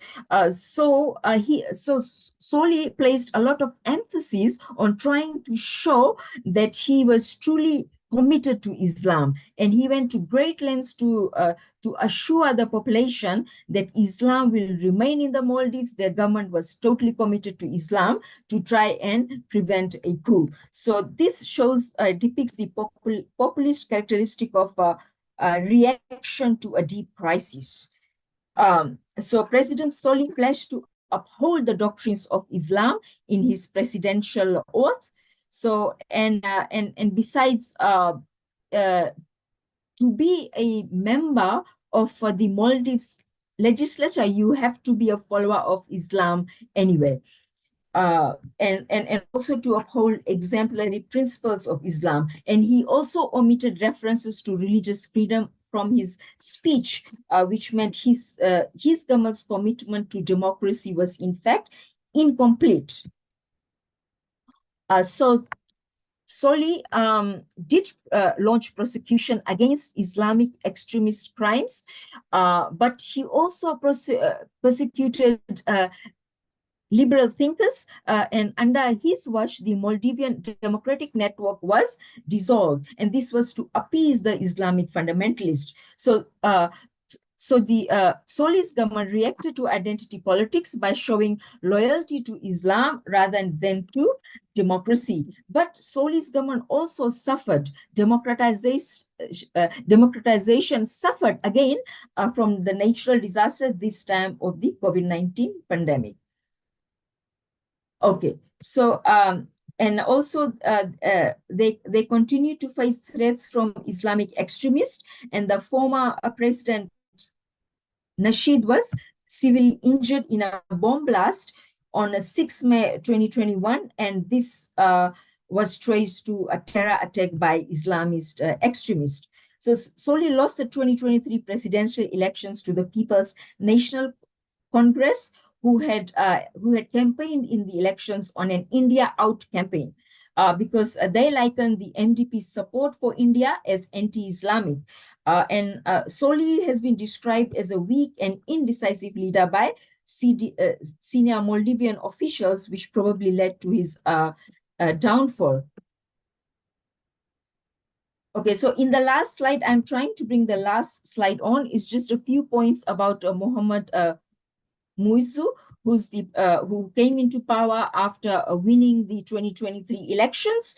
So as soon as he came into power, he asked India to remove their troops in the Maldives. So India actually does not have a huge amount of troops in the Maldives. They only have a few personnel who operate the helicopter, which is mostly for medical aid. But in recent weeks, Muizzu has toned down his demands, and he suspended 4 assistant ministers from his cabinet after they made fun of Modi, the Indian Prime Minister. So this shows that after winning elections, Muizzu does not want to lose the preferential treatment and the huge amount of aid that they receive from the Maldives. And also the biggest number of tourists still come from the Maldives. So just a few days ago, one 14-year-old boy lost his life because Muizzu, according to a news article, did not approve the use of the Indian helicopter to transfer him for medical attention. And now there's some protest in the Maldives that Muizzu needs to rethink his India Out campaign. So we have yet to see how far if really an authoritarian reversal will fully occur in the Maldives, or it will just be some mild features. Thank you.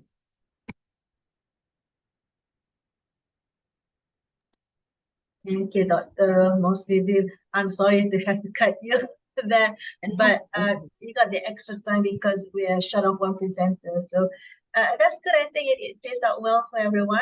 So we've reached the end of the presentation today. Now I would like to open up for question and answer. I'm sure some of you here have pressing questions to ask our 4 esteemed panelists. So please go ahead if I don't see anything in the chat box. So if anyone wants to directly ask our speaker anything. All right, Bulan will go first. And we can't hear you, Bulan. Pardon. Thank you for these insightful presentations. I would like to direct my question to Mr. Bobby Hajjaj and Dr. Maidul Islam. Actually, I am curious about how the combination of Islamism and nationalism as a poisonous mix, as we Turkish people have experienced in Turkey, has influenced the political landscape in Bangladesh. Could you please elaborate on the role these factors play in shaping public discourse and political future of Bangladesh? Thank you very much.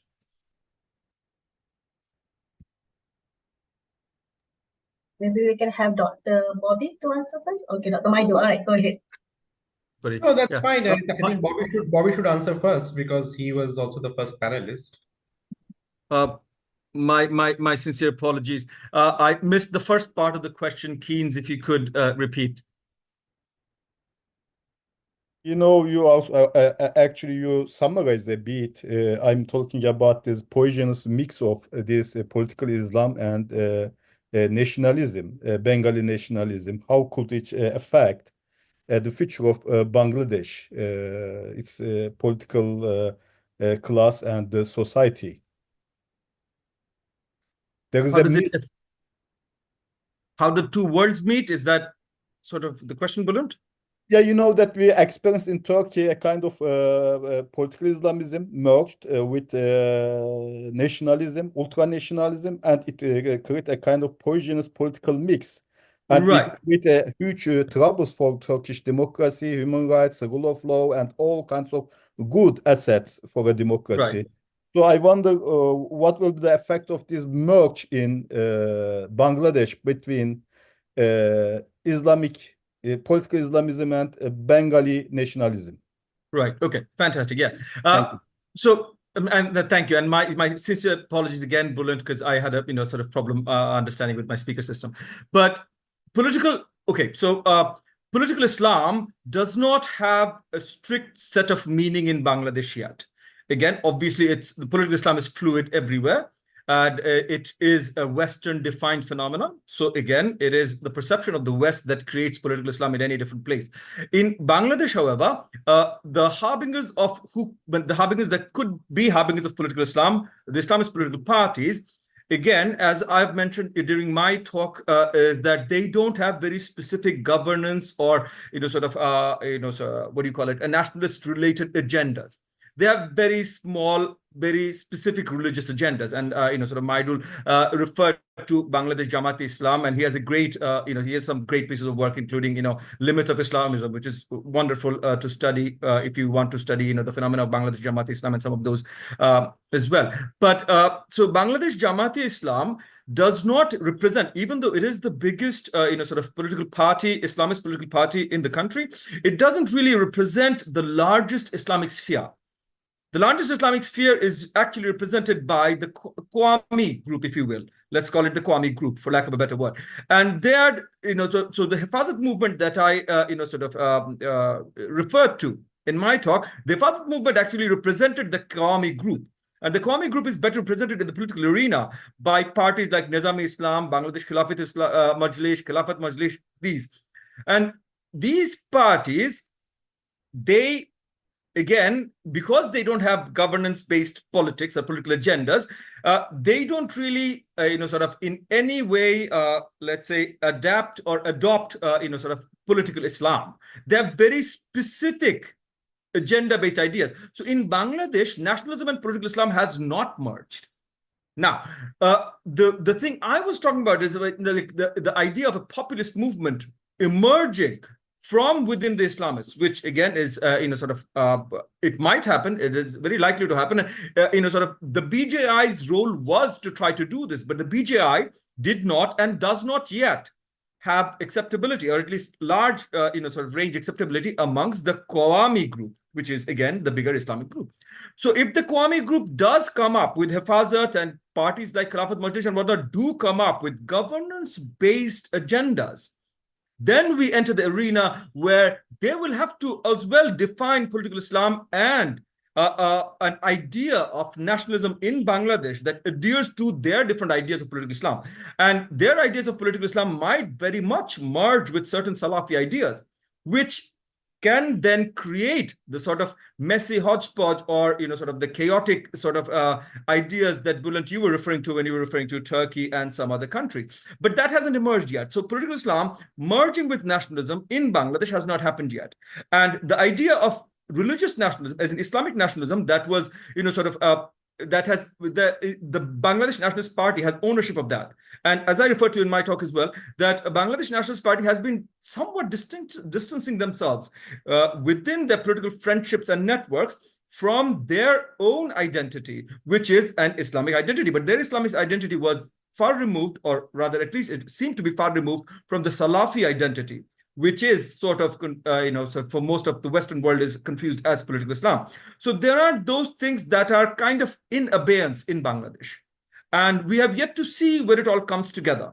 But having said that, an authoritarian government that tries to take ownership, of both the secular space and the Islamic space, which is also something Maidul referred to in his talk, in certain different terms, obviously, but, in his talk, he referred to this as well. And trying to take ownership of these two spaces creates the incongruity that, again, further provides space for new sorts of ideas, which might come out and form populist movements, as we have seen in countries like Iran and other places. So that's where Bangladesh stands right now, from my perspective. Yeah, thank you very much. So I think the parallel with Turkey is more to do with the secular nationalism of Bangladesh with the Kemalist nationalism of Turkey than the Erdogan style Islamic nationalism that we see today. So you see, when I was writing my researching on my doctoral thesis, there was a very interesting book that came out in the late 90s by Bobby S. Said, A Fundamental Fear, Eurocentrism and the Emergence of Nationalism. And he presented this whole entire idea that the Kemalist project itself was how the secular nationalist populist kind of a bogey, which largely started from 1920s to 70s, actually dominated the Muslim world. And the Islamist response was to this kind of Kemalist project. And this Kemalist project was there in Sudan, in Indonesia, and under communist parties. It was in Algeria in a very different form, in the Baath socialist tradition in the Iraq and Syria in a different form. The PLO represent that Kemalist elite in Palestine.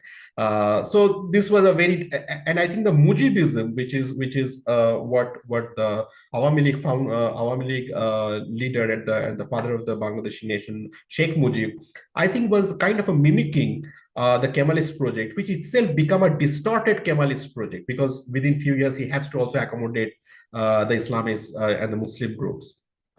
And what Bobby was also now suggesting, that today the Islamism and nationalism that did not quite meet rather in Bangladesh, but rather they are opposed to each other. Now we have to see whether if the Islamists sometimes in the long run can become a potential force to articulate a voice where Islamism and nationalism can potentially become a kind of a mobilization or strategy of mobilization where they could actually galvanize significant sections of people against an authoritarian regime of the secular nationalism of Awami League. But it's interesting that the Awami League, which is in power today, is somehow not imposing an authoritarianism like Sheikh Mujib did in the 1970s, because Mujib had this introduced this Baksha, this one dominant party system. Now, in paper today, it's still multi-party, because there are multi-party, but actually it's on one dominant party system. So the unfinished project of Mujib is now being carried forward by the Hasina government, and where the Islamists are being cornered. So I think the Islamism nationalism is still in tussle in Bangladesh, then kind of a potential mix is yet to emerge. Thank you very much. It is so enlightening. Thank you to both of you. So there's one more question.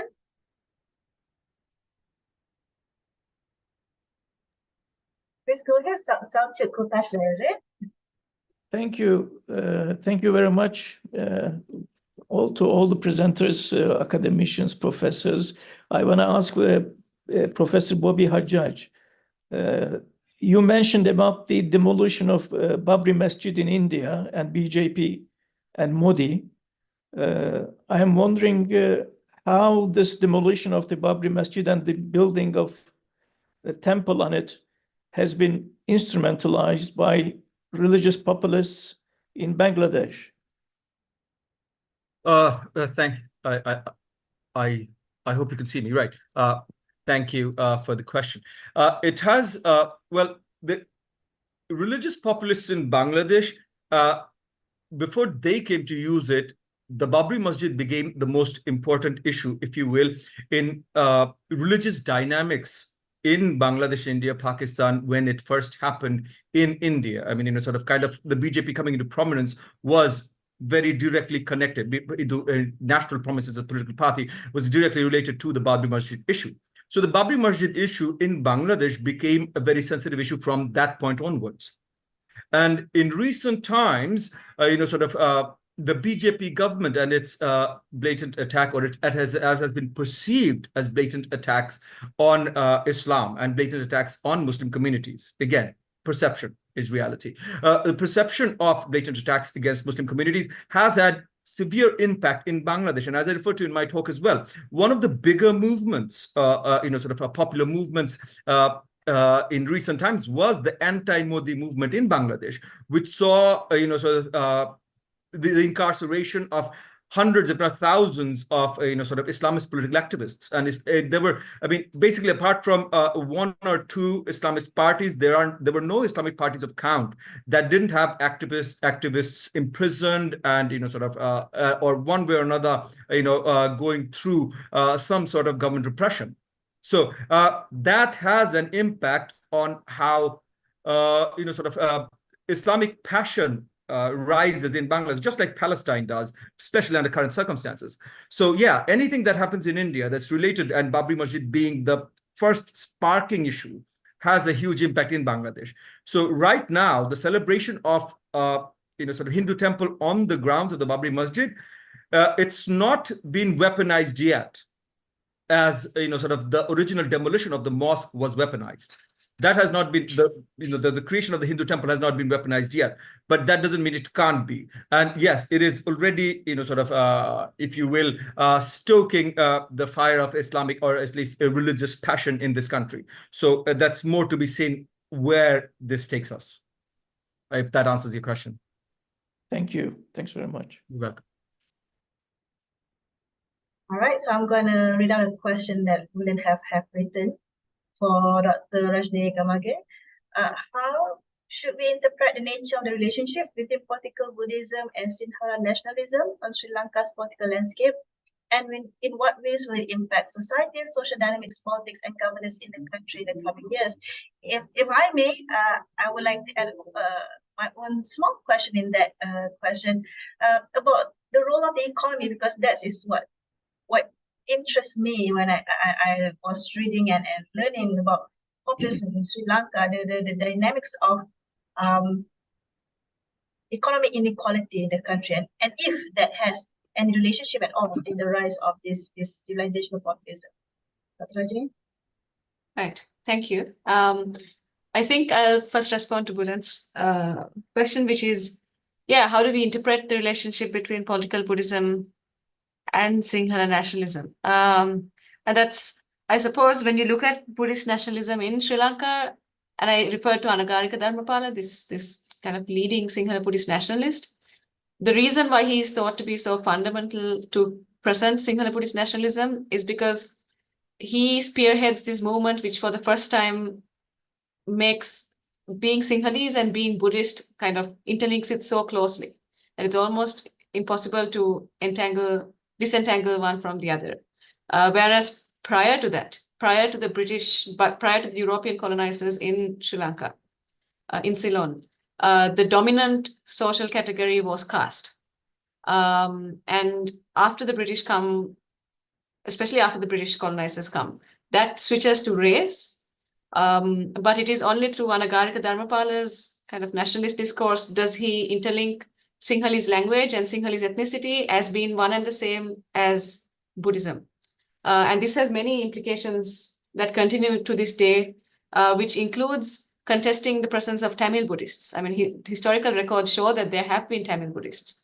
But this is refuted within the paradigm of Sinhala Buddhist thought, because it then allows for the kind of land takeover and militarization of land in the north of Sri Lanka, which is where the majority of the Tamil population lives. So there are very real material implications to this deep entanglement, very conscious strategic entanglement of Sinhalese and Buddhism, and how it impacts governance. I mean, so these are there's a lot to unpack here. So the second question, which is how economic inequalities impact civilizational populism. Again, I mean, like I said before, I'm not very comfortable using the word civilizational populism because sometimes I think that these are terms that academic industry kind of makes us do, which is to come up with certain terms and new phrases, right? But essentially, it's describing more or less the similar dynamics. It's true that civilizational populism does make use of that particular civilization reference to it. But in the context of economic inequalities, usually what we see is especially politicians. They don't refer a lot to the civilizational heritage. If at all, of late, we have seen the president, for example, using the discourse of global South, of identifying with the global South country and saying that some of the reasons why the country is going through its current economic turmoil is because of the way in which the global political economy has been structured, which is unfair to smaller, more peripheral countries. So we don't see the civilizational discourse coming as much in certain politicians' portfolios. But then even recently, so yesterday, there is an aspiring businessman who is an aspiring presidential candidate. And yesterday in a speech, I saw that he had he had used those words. So he said Sri Lanka is a Sinhalese Buddhist civilizational state. So it's not that the discourse is absent, it is present, but it also depends on which politician deploys it. So yes, I think, sorry, and so in terms of how economic inequalities and the economic crisis either permits the deployment of this kind of discourse or makes it less appealing, I think that's, that it can be answered both ways, which is that, I mean, usually this kind of civilizational discourse is used to deflect the kind of economic tensions that come. Whereas the other argument would be that because the economic crisis is so intense, people are not as susceptible to this civilizational kind of populist tendencies. I think both currents are ongoing. Which of the two dominates, I think probably will play out a bit more strongly this year because this is an election year. Yeah, so I'll stop now. Thank you, Dr. Gamage. Is there another question? I'm just looking at the time, whether we are reaching the time that we were allocated. But if there's one more question, I think we can allow that. But if not, I think we can end it here.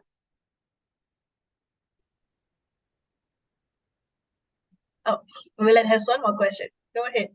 Yeah, if there is nobody to ask question, I have a wonder to ask to Mosmi Bihim, Dr. Mosmi Bihim. I wonder about actually we know that Maldives are a land of sun, sand, and sea, and tourist attraction. But when we learned about this authoritarianism, Islamism, and anti-democratic doings of some leaders in the country, how all these affect tourism sector as the basic source of income for the country? Okay, so tourism is now one of their main sources of income. So when COVID-19 occurred and the borders shut down, Maldives started to run into very big problems. Which is why when Soli won the elections and he had reinstated the country's India First policy, it was so important for their economic recovery because India really prioritized assisting Maldives. They sent vaccines to them, they sent all sorts of aid to them. And also the biggest number of tourists, even before COVID became finished, the biggest number of tourists from India started to visit Maldives. So what Gayum did actually, in my paper, the last paper I wrote on Maldives, it is about to come out this year. And in there, I had looked at the Ulema State Alliance. I had also looked at rent-seeking activities. So there's an academic by the surname of Kuru. I think he's from Turkey. He has written about it. So Maldives does not have oil. It's an atoll country. It is impoverished physically. It only has these beautiful atolls. These atolls were not regarded as beautiful before because they lack resources. In the olden days, it was in 1970s that an Italian tourist, the first tourist, came to visit Maldives. And he's the one who met the president because it was such a small country at that time, you basically can meet with anyone, And so basically, because it was a dictatorship, the business industry wasn't set up. There were no good governance, human rights policies set up. When the tourism industry first started off in Maldives, it started off in a very nepotistic sort of way. So even though the first president of the Maldives, Nazir, he voluntarily did not re-stand for elections in 1978. But because under him, the tourism had actually started under him. And what he did was he and his families, his friends, etc., purchased the biggest stakes in the industry, and they are still benefiting to this day. What Gayum did was when he became president, he was an Islamic scholar, and he had campaigned against tourism. He had said that these were un-Islamic values, dancing, alcohol, all these were sin under Islam. And then when he became president, he realized the Maldives cannot survive without income from tourism.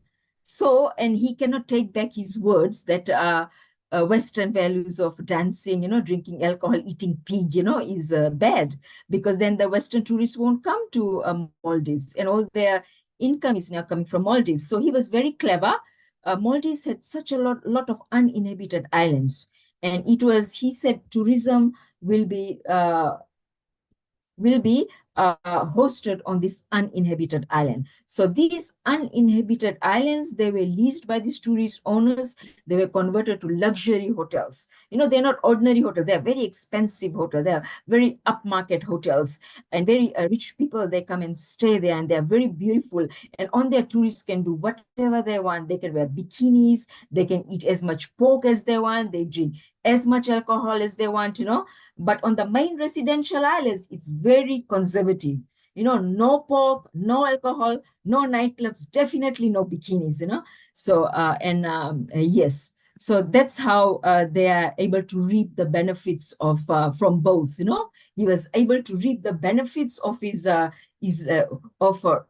political Islam by portraying himself as a savior of Islam and get all those votes, and also still get all this high amount of income from the tourist industry, because tourists were on separate islands. They can do whatever they want on those islands, Yes, yeah. I hope that explains in a brief way. Thank you. Yeah. Yes. Okay, thank you. I think we can conclude our discussion today. I think it's fair. All right. So I think that's it. I'll end our panel today by saying a huge thank you to all the panelists. Thank you to the audience that we have. Thank you to the questions that were asked.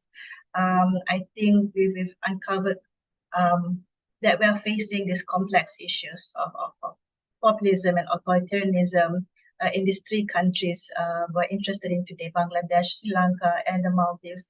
Of course, we should continue this discussion outside of this panel. And I think more than just discussing the problems that we are facing today, we should also think about how to move forward, right? How to become a more inclusive and tolerant society, especially pertaining to these three countries today. So with that, I say thank you again, and hope everyone have a good day. One second, Dr. Shaki. Sorry to cut you off. All right, so I'll pass back to the ECPS team now. So Neil, please take Hi, away. everyone. First of all, yes, I'd like to reiterate Dr. Shukri's comments, good word to use, for the participations and the comments made by the panelists. I do have one quick intervention, first of all, that we do have a YouTube channel where we have all of these videos stored. So when you have time, please go over to our YouTube. It's, I think, ECPS. You can just put the full name in and paste right to the YouTube page. We have all of these stored, as well as other videos, other interviews stored there. They are a really good source for academic inclusion. So please go follow, subscribe, and share with your communities. I also do need to inform you of an upcoming panel on the 29th of February. So please mark it down on your calendars. We will be looking at the various phases of populism, authoritarianism, and nationalist trends in Japan, Taiwan, and Hong Kong as we, continue to broaden our understanding of populism. So thank you again, dear attendees, colleagues, familiar faces, and friends. That's all from ECPS. Have a great day. Stay warm if you're in like a winterish region. If you're not, enjoy the heat. Yeah, I hope you all have a lovely weekend and a lovely day. Thank you. Bye. Thank you. Thank you You're very welcome. Have a much. good day. Have a nice day. Bye-bye.